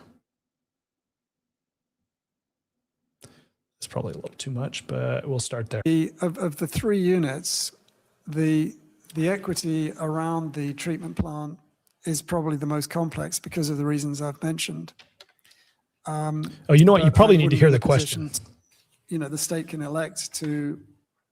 If we ought not be an equity owner in a gas treatment plant, would we have a greater equity stake in some other piece of the project? How would that be structured then? Thank you, through the chair.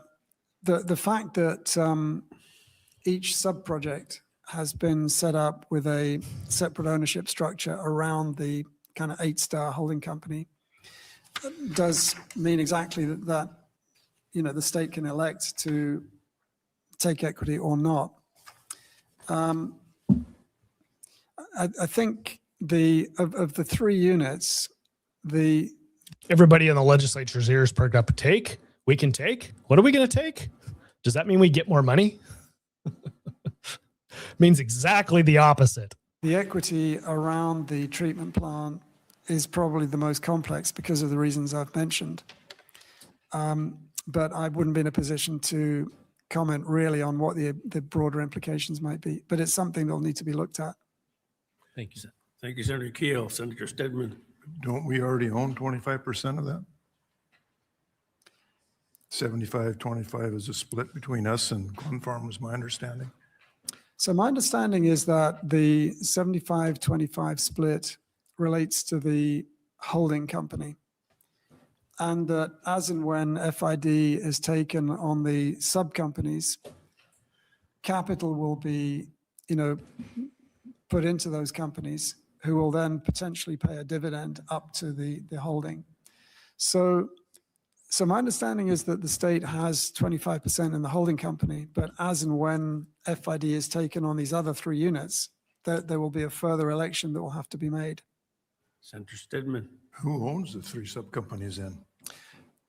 Currently, they are owned by 8-Star, the holding company, but then they have no assets. I think at the point they have assets assigned to them, then equity in those subcontracts, sub-projects will be set. And we talked earlier about the likelihood that potentially other equity investors will participate in the project. So, they would probably be present in those sub-project companies as well.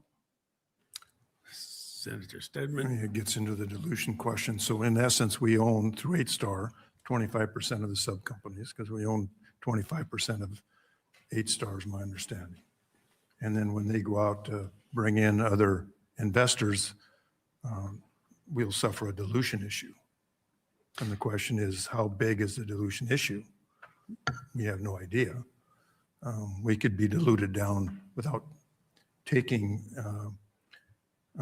an equity position as a new investor. So Stedman is a finance guy, right? He's an investor guy. So he's speaking lingo terms that you and I may not fully understand. What does take an equity position mean? Anybody? What does it mean if the legislature, the state of Alaska, right? The legislature controls the purse strings. So the state takes an equity position. The legislature authorizes an equity position to be taken. What does that mean? It doesn't mean you're getting anything. It means that you're giving. It means that you are giving money to have that equity position. Equity being capital of some sort, right? So we've already got a legislature that has no money, except for stealing more of the dividend, right? We know this. We're fighting over the crumbs on the table, the scraps on the table in our annual budget. And in order to have 25% ownership, I've been asking this question for a couple of years. What does it mean to have 25% ownership? It means that the state government, if you want to have that ownership, you're going to have to cough up money, equity position. You're going to have to take an equity position, which means you're going to have to give money. You're going to bring money to the table to help finance the operation. That's what you're going to have to do. So you're going to have to take where the rubber meets the road is you're going to have to bond for it. If you want to go into debt, you got to take it out of the CBR. You got to take it out of the SBR. You got to take it out of the general fund, or you got to take it out of the permanent fund earnings. Them is your options. I may have missed some other funds out there. That's what you're going to have to do. The legislature is literally going to have to say, we're going to give you, and it's not just like a couple $100,000, right? I mean, you're talking millions, tens of millions of dollars, hundreds of millions of dollars to buy into this, right? You don't. Other people buy in, and your 25% ownership means nothing. You don't have an equity position. You don't get a say. In one of those 3 sub-companies, then we're 8-Star will be diluted, and we'll own 25% of whatever the diluted value of 8-Star is. Is that not correct? Thank you, Senator. Through the chair, I think I followed your logic. And certainly, once FID is taken on those 3 subunits, the state's 25% of the holding company may or may not have significant value. Senator Stedman? My concern, it'll have no value, or virtually no value. 8-star in the end. Thank you, Senator. I think that's a valid question. Maybe one to address to Glenn Farn and AGDC. The majority owner. Address it to the majority owner, the 75% owner. What's your plan here? Okay, so just so that we're clear here, Alaskans, the legislature is looking at this and they're saying, hey, you know what? We got this badge on us. We're 25% owners. So what are we going to get from this? Huh? We get low-cost gas? Huh? Oh, you mean if we actually go to final investment decision and other people start putting in money, the 75% owner is bringing debt money that they're putting on their balance sheet? As 25% owner, we got to bring money too? Like that's what it means to be an owner? Oh. How do we not do that? Okay, we don't want to do that. Okay, well then you're not going to be a 25% owner. Like other people who want to invest in this project, who've got money to invest, they're going to be the owners. You're not, because you're not putting any money in. I've never put together a $1 billion pipeline project, right? So maybe I'm missing something.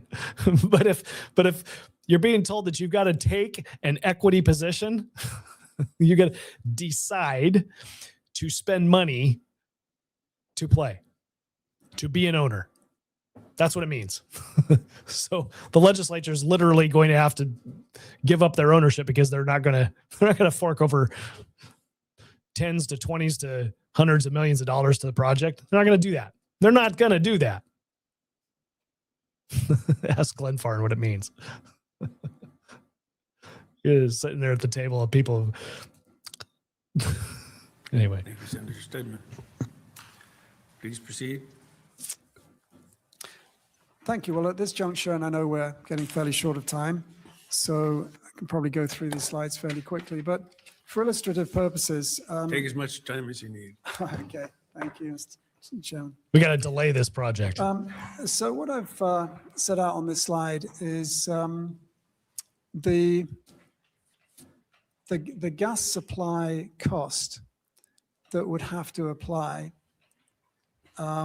for the pipeline element of the project to reach a 10% rate of return under different scenarios. So I've taken 3 levels of capital investment, 10, 12, and $14 billion. And I've looked at it using 2 flow rates. And what you can derive from that slide, I think, is that without a significant increase in the forecasted flow rate through the pipeline, the ultimate cost to really the gas utility buying the gas would be relatively high. So I know, a $12 price has been put out there as being the sort of notional price of gas through the pipeline. And you'll see from that with a relatively conservative $10 billion capital cost, and with a 500 million standard cubic feet per day flow rate, you can just about get down to the $12 per million BTU. But in all the other scenarios, you're looking at something more. So on the next slide, I've reversed the question and said, well, if the price paid by the gas utility is $12, what does that mean in terms of the rate of return on the pipeline? So what you note here is, as before, with the 500 million standard cubic feet per day and the lower capital, then you can just about get to a 10% rate of return. But if it's a lower rate, 300 million standard cubic feet, for example, and a higher capital cost, then the return on the pipeline is very low. So that sets out the challenges of the phase 1. It's taken me a while to understand what he said And I suspect that people watching are like, yeah, I still don't get it. There's a whole bunch of numbers and lines and I don't get it. So I'm going to back this up and explain my understanding of this. Okay. And maybe, maybe I'm the only one that doesn't understand it and everybody else got it. But, what you note here is okay, let me do my best to explain this right here. Okay. There's an assumption that the cost of gas that NSTAR is going to pay. Okay. Let's just use NSTAR as an example, or it's your utility, your electric utility is going to be $12 an MCF. Okay. $12. That's what they're going to pay. But, and that's to ensure that you get a 10% return on investment for Glenfarne. If the throughput is 500 or if it is 300, this is what the actual cost is going to be for a given gas price. Okay.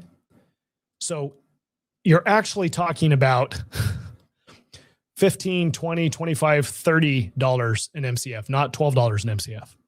Okay. This is for phase one. This is my understanding.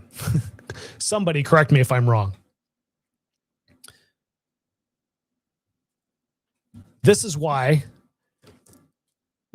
I have to show you one other thing. So let's say worst case scenario, you end up with $30 MCF to your utility. Okay. Let's just make that assumption for the minute. Okay.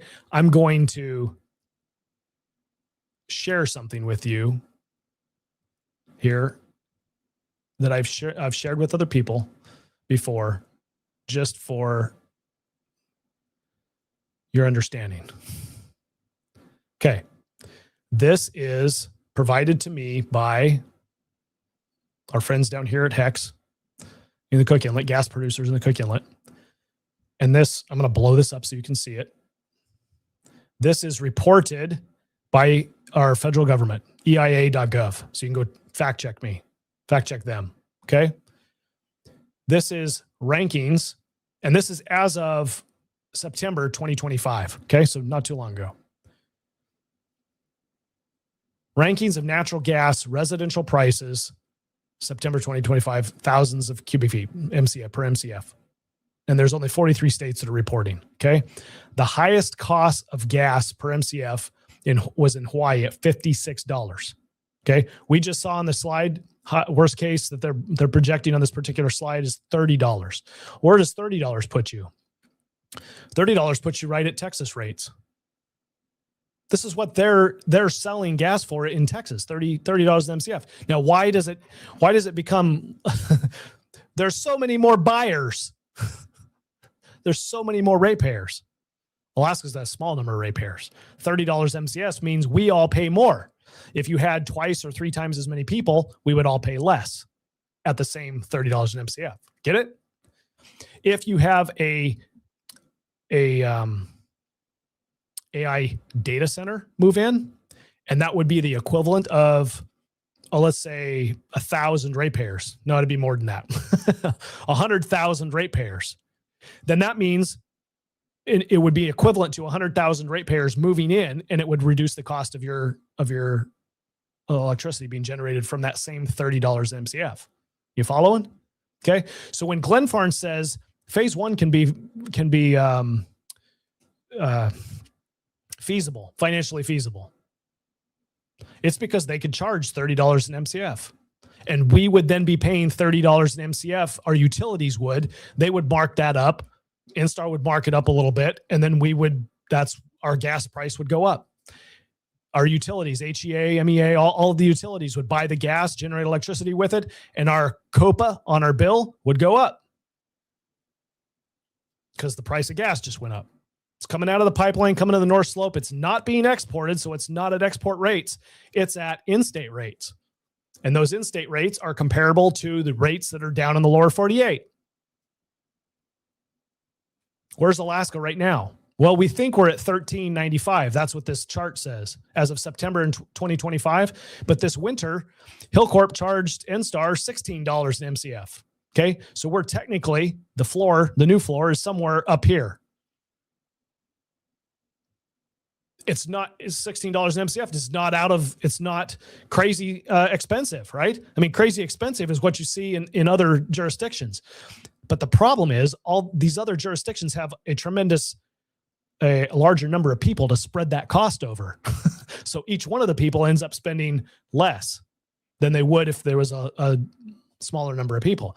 That's the problem that we have in Alaska is we've got small numbers of ratepayers, so that higher cost per MCF of gas means each one of us has a larger share of the cost. Now, this is why it's so damn important to have economic development and you have large consumers of electricity, large consumers of gas to help shoulder the burden. This is why the state buildings down in Juneau don't turn their lights off. They run 24/7 because they're consuming electricity in those big government buildings. And it's a cost to the building. It's a cost to the building owner, which is the state. And that helps reduce the cost of electricity to all the homeowners, all the private residences in the Juneau area. Now they're already benefiting from Alpine Lake and a hydro dam, so they've got really low cost gas or electric already.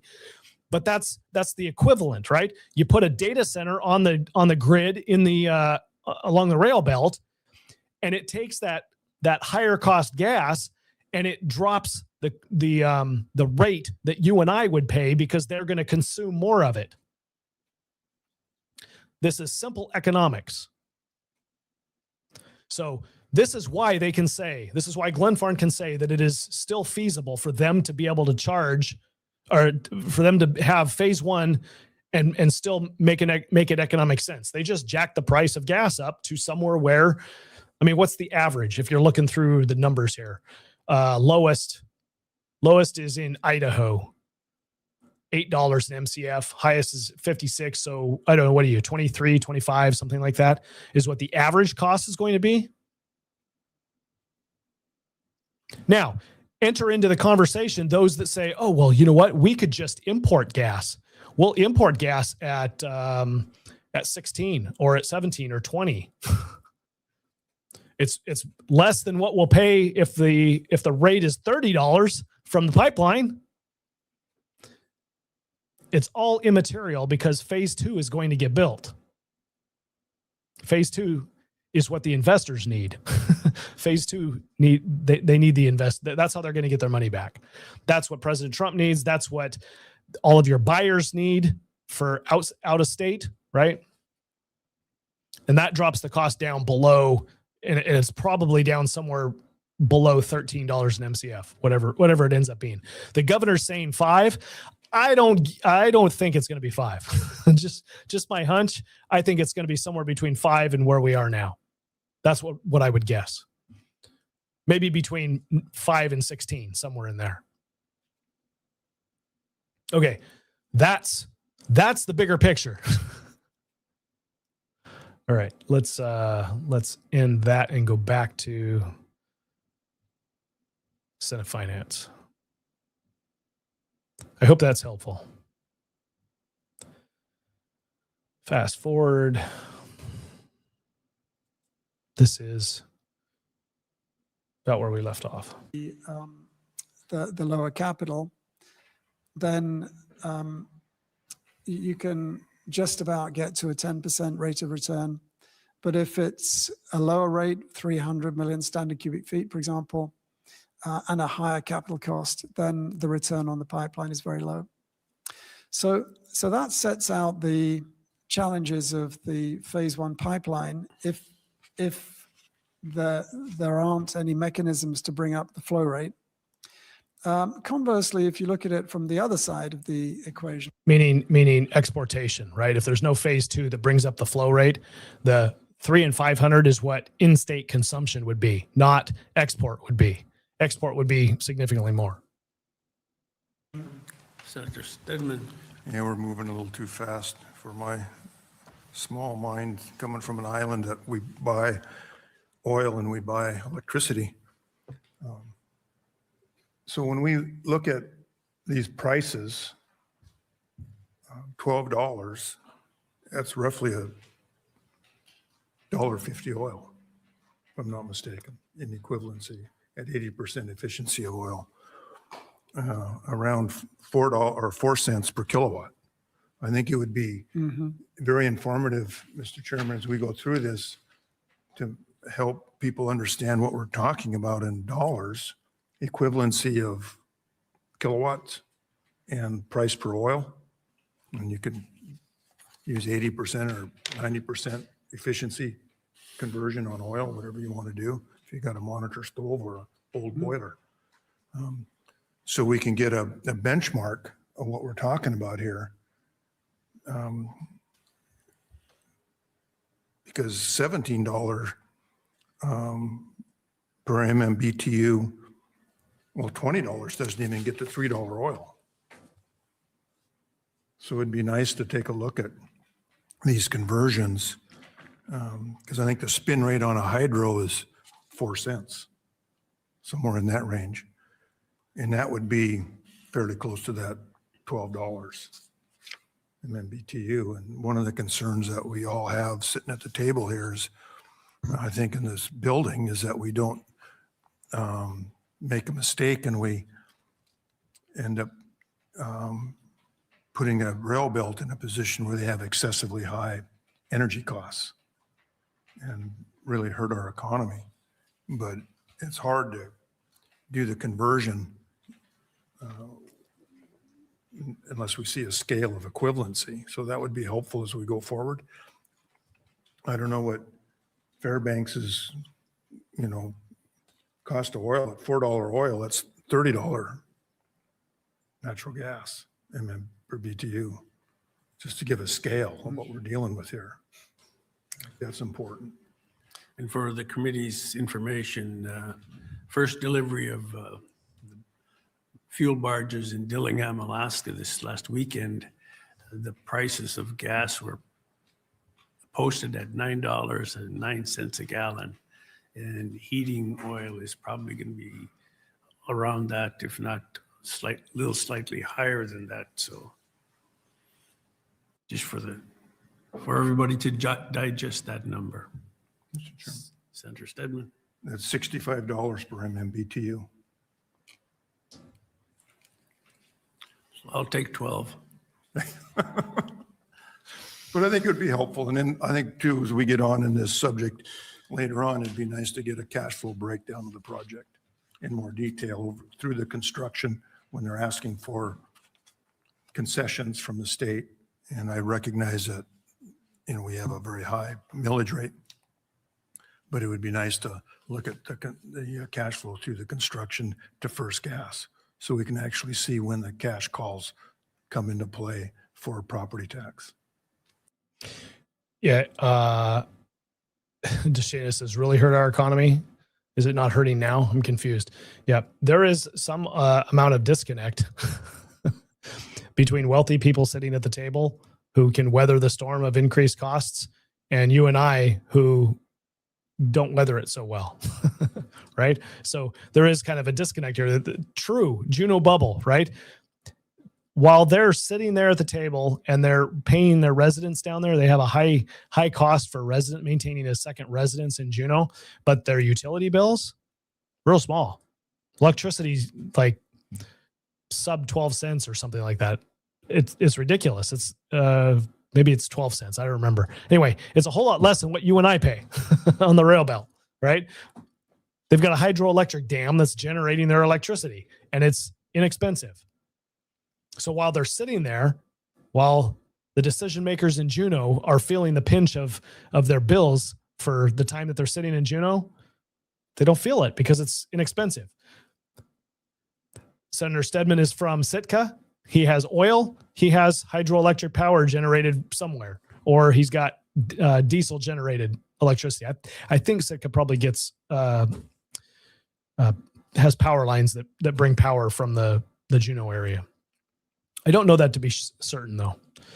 Anyway, the point is for Senator Stedman, the pipeline means nothing to him. He's not going to benefit one bit from it. Okay. So high cost is relative. But you can see with the comparison of numbers with regard to in-state rates with a in-state pipeline, meaning no export facility, comparing it to what other utilities, ratepayers utilities pay out in the lower 48, that the prices are comparable. Glenfarne is looking at it from that perspective. You and I and Alaskans are not looking at it from that perspective because we haven't had to suffer the same I was about to say the same rates as what the other jurisdictions, other states pay, but because they have such larger population, such larger demand, they don't pay the same individual cost of like the ratepayer. Their cost isn't as high as it will be for us.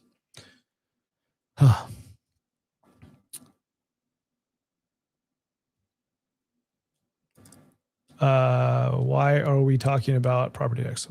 Frank says, why are we talking about property tax? We're talking about property tax because the project developer says that the project is not economical if they have to pay 20 mil property tax. That's why we're talking about it. So this is, I'm going to make myself really big for this because this is where the people sitting at the table are going to have to make a decision. Glenfarne comes saying, you know what? Current tax rate, 20 mils, gets you somewhere around $800 million a year in taxes. With that, legislature, we cannot build a pipeline. So we're asking you to drop it to 2 mils. You get $80 million. Okay. Legislature says, we like $800 million more than $80 million. So we're going to call your bluff. We think you're bluffing. We think you can build the project on current tax structure. You just don't want to because you're making too much profit. We know you're factoring in 10% profit. We suspect. I don't know, whatever profit you are making, we think it's too much because we need our 800 million.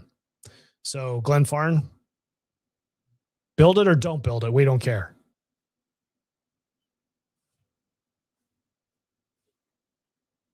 Got an alternative? I mean, if you're the legislature, do you have an alternative to Glenfarne?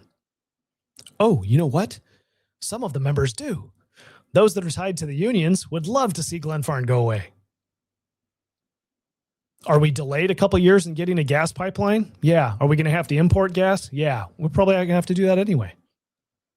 And then Glenfarne goes away because we wouldn't give them their project, the financing for their project. We wouldn't help them with that.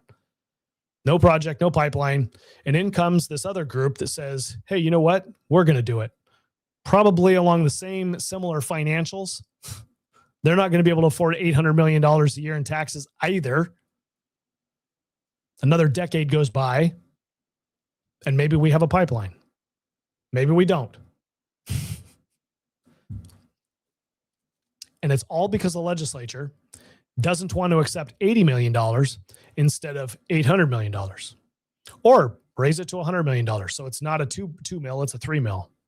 Whatever the sweet spot is there, whatever the negotiated rate is, where Glenfarne says, okay, fine, we'll go ahead and build a pipeline with that tax. That will work.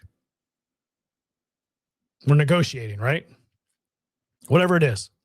Whatever that ends up being, the legislature has to say yes, and then Glenfarne can go forward. But if the legislature doesn't want to play ball, and they just want to say, no, we're going to hold to it. We don't want to give away. We saw how much money is in this, how many trillions of cubic feet of gas exist in the North Slope, and how much money the gas companies on the North Slope are going to make over the life of this pipeline. And we're going to only get $80 million a year. They get billions and we get 80 million. This isn't fair. We're not going to do this. We're not going to set the stage for the project to be able to go forward with under those conditions. That's literally what the legislature is saying. If they don't go forward, we'll just punt the project to the next developer waiting in the wind. Well, we don't have another developer waiting in the wind, except maybe there's a theoretical one. See, the union group that came with Walker and Merrick, my understanding, couldn't come up with the money. They could not come up with the money. They were not a legitimate organization to take this forward. Okay. So there's nothing saying that they're legitimate now. Personally, I think if Glenfarne fails, the next guy coming in is like, no investor is going to want to touch the project with a 10-foot pole. They're like, yeah, we saw how the legislature treated this last time. We're not getting involved. There's no way this pipeline's being built. Go away. We're not going to talk to you. Korea, Japan, they're like, we're not wasting our time. Those Alaskans, they don't want to get rid of their oil bad or their gas bad enough. Nothing of what the legislature is having the conversation about is what does North Slope gas exported plus $80 million equal to economic development in the rail belt, to Fairbanks, to Anchorage, to Kenai, to the Valley. What does it mean to the majority of Alaskans? Is it worth the difference between 80 million and 800 million to us? Just theoretically, if the project could get built at 20 mils, is it worth that if we have the pipeline built and we have lower cost gas? Like we're actually able to facilitate lower cost gas because we're exporting. Is that worth it? If the state government doesn't get their 20 mils, like I'm of the opinion that the pipeline is not going to get built at 20 mils. It's got to be somewhere less than that. So if you're going to stick to 20 mils, then you just doomed the pipeline. And maybe that's what your ulterior motive is. But Alaskans who aren't tied to government spending, who are operating in the private sector, we're like, you know what? Legislature, don't dick this up. Do not screw this up. The higher value, the higher reward here, the bigger thing to keep in mind is being able to have consistent long-term supply of low-cost gas for Alaskans. The tax benefit is secondary. Coming from that position, $80 million, $100 million a year, that's all good. Do I need $500 million? Do I need $800 million? No, I don't. I don't want my government to have that much more money. They're just going to spend it on projects that I don't need anyway, right?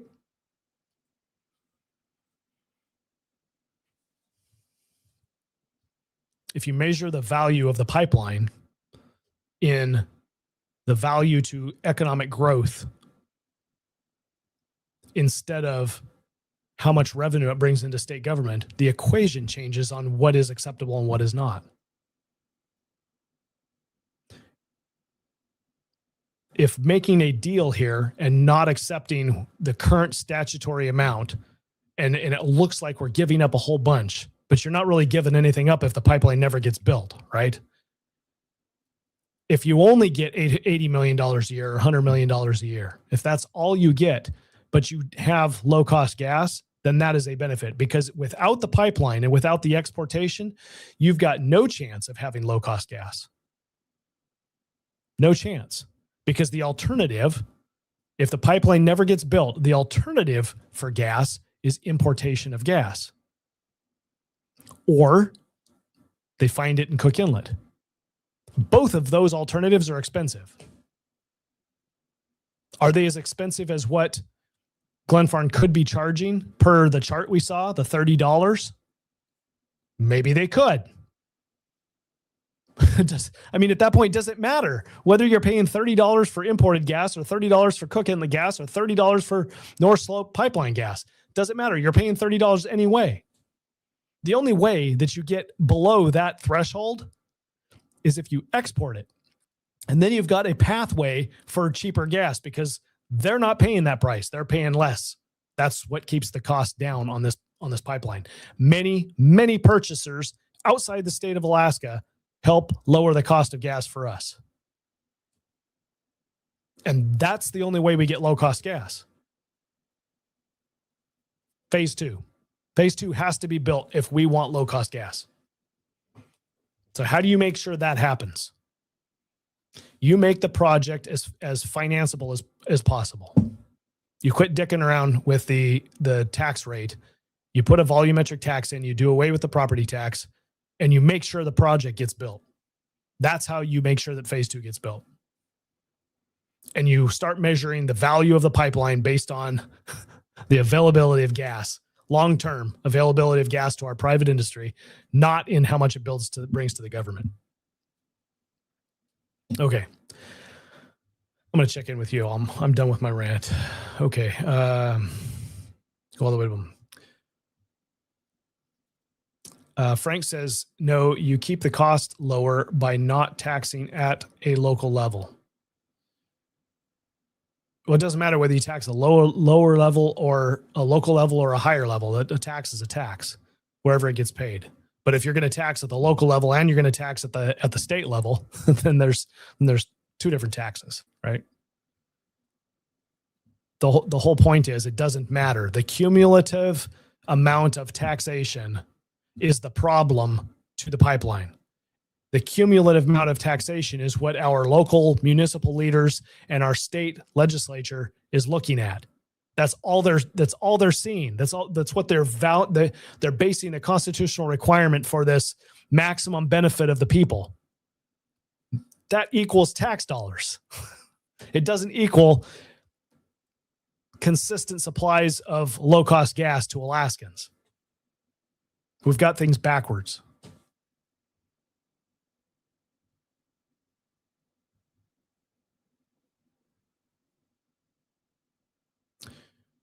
Okay, we'll play this game. What does it mean? What does it change off the road system? Let's make sure I understand the question. What does an export facility mean to off the road system? Is that what your question is? Okay, if that's the question, the answer is I don't know. It doesn't immediately mean anything other than maybe evaluation at power cost equalization subsidy, right? Lower cost of energy for the rail belt means more subsidization for rural Alaska, Western Alaska. Does it mean that a barge can tap into the pipeline supply in Nikiski and barge LNG at low cost, barge it to Western Alaska? If you already barge fuel oil out there, what's stopping you from barging LNG out there? Maybe the future could look like all of your electric and heating needs that are being met by oil now could be met by natural gas, which would be less costly. I don't know.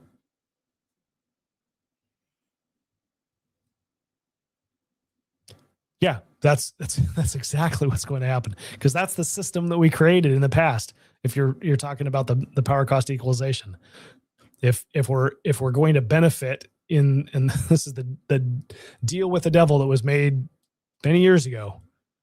If you reduce the cost of electricity or reduce the cost of power along the rail belt, then your PCE subsidization of Western Alaska goes up. If you benefit, we benefit. That's the arrangement that was made many years ago.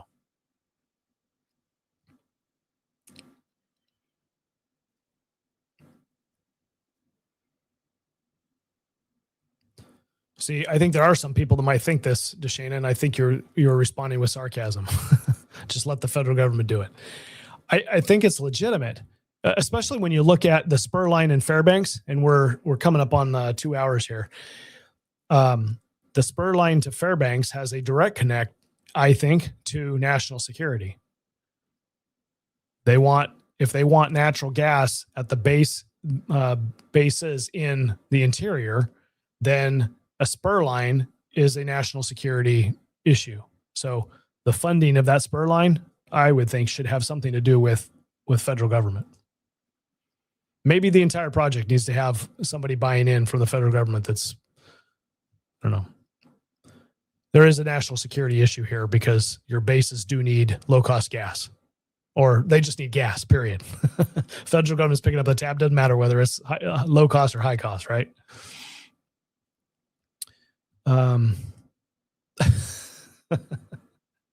Frank says, I'm not relying on gasline. I have new bumper stickers for sale, $5.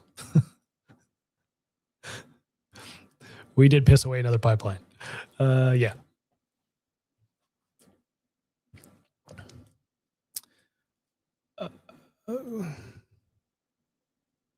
Dean, I think that I just brought that up. I think you could make a case for if the price is low enough coming out of the export facility to be able to export LNG to the bush.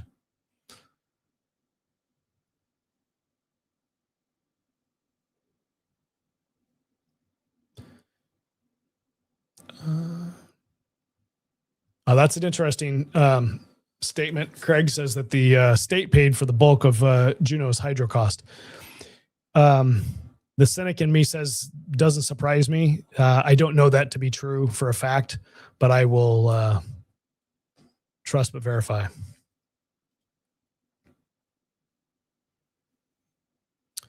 Okay.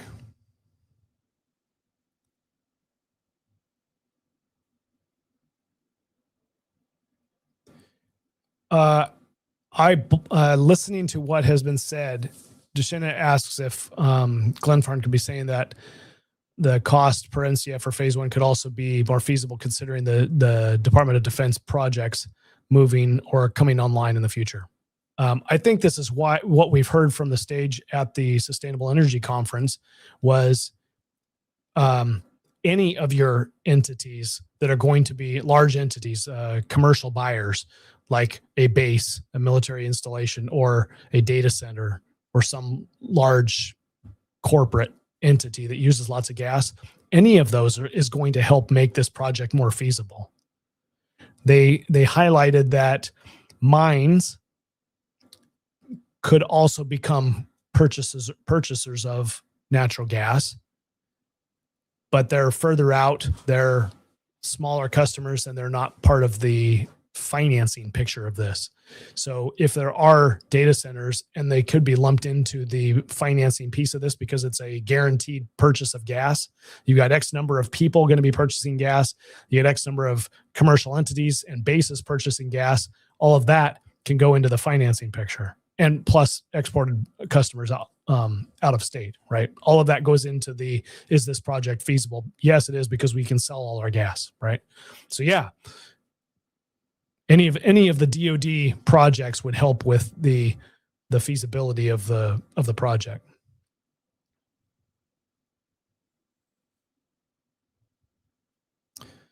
Okay.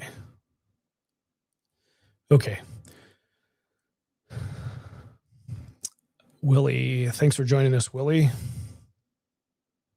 Bethel can switch its locomotive engines to natural gas. We looked into bringing gas into Bethel. Jones Act kills us. Yeah, there's a push to get rid of the Jones Act. I think that'd be a good idea about now. And it would. Yep. Rick says, thanks for joining us, Rick. And Canada just signed agreement with Europe to ship them gas from British Columbia. Yep. Here's the other thing you got to keep in mind. I know that much of what's being said about this project and about development in general is being influenced by the short term here and now. You got Ukraine and you got Iran conflict, and that has increased the cost of energy, right? I get that. The decision makers for long-term, multi-decade giga projects are not so much concerned about what's happening right now. They're concerned about what the price ends up being over the long term. The forecast for the human race on Earth is we continue to increase in population. The forecast is that there's an increasing demand for energy. The forecast is that natural gas demand continues to grow over time. So long term, it's bullish as long as you can line up and align the stars for building a project to produce gas for a long term. It is a good bet. This is what Glenn Farn told me. This is what I've heard from consultants. This is why you have pension projects, pension funds that want to invest their money in a project like this, because over the long term, it's a pretty sure bet. There's going to be somebody out there buying gas as long as you've got all of the economics and the prices at the point that they need them to be. The demand for gas is going to be there. That's the conventional wisdom. That's the long-term thinking with regard to energy and as it relates to gas and to oil as well. So even if you take into account the energy transition from the climate religious zealots that are out there, okay?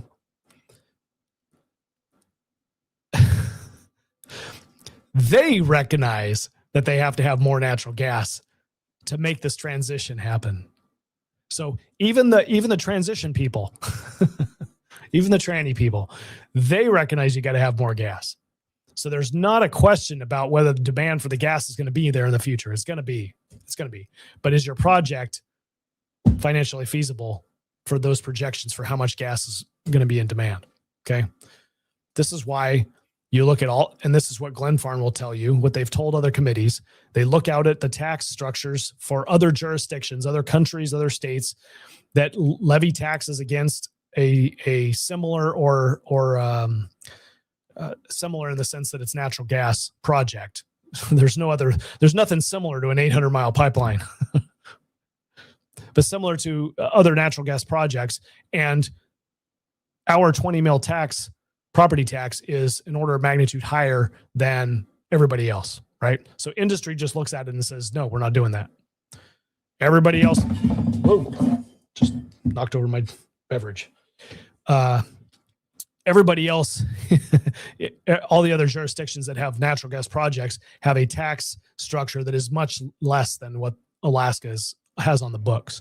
So in reality, the investors are looking at it and say, look, you're going to lower your taxes to something that everybody else is paying. We're not going to pay higher taxes in Alaska for this. It's just, we're not going to do it. So I think that's one of the pressures here is from the investor's perspective. They're not going to fund a project that is consumed that much by taxes when they can invest their money in another jurisdiction that has less tax take. So that's what I think. Yeah, we got to get rid of the Jones Act. Okay. I'm going to call it a night. Thanks for joining us. I hope this was helpful. Like I said earlier, there is a second Senate Finance meeting. Isn't it completely different listening to people talk in Senate Finance as opposed to Senate Resources? Like, it's night and day different vibe, different seriousness, different questions. I appreciate this a whole lot better than the clown show that was Senate Resources. Okay. We're going to call it a night. Thank you for joining us. We'll be back tomorrow, Friday night. My daughter is having a dance recital, and so I will not be here. I will be with the family, but we'll be here tomorrow night. So 7 p.m.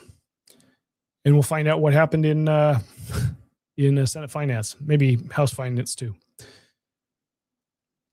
All right. Have a good night, and thanks for joining us. Thanks for paying attention. Like and share, subscribe, spread the word. More people need to understand what's going on with this special session and the gas pipeline, right? I mean, I learned things new tonight. I hope you did too. More people need to learn new things. So spread the word. We'll see you tomorrow.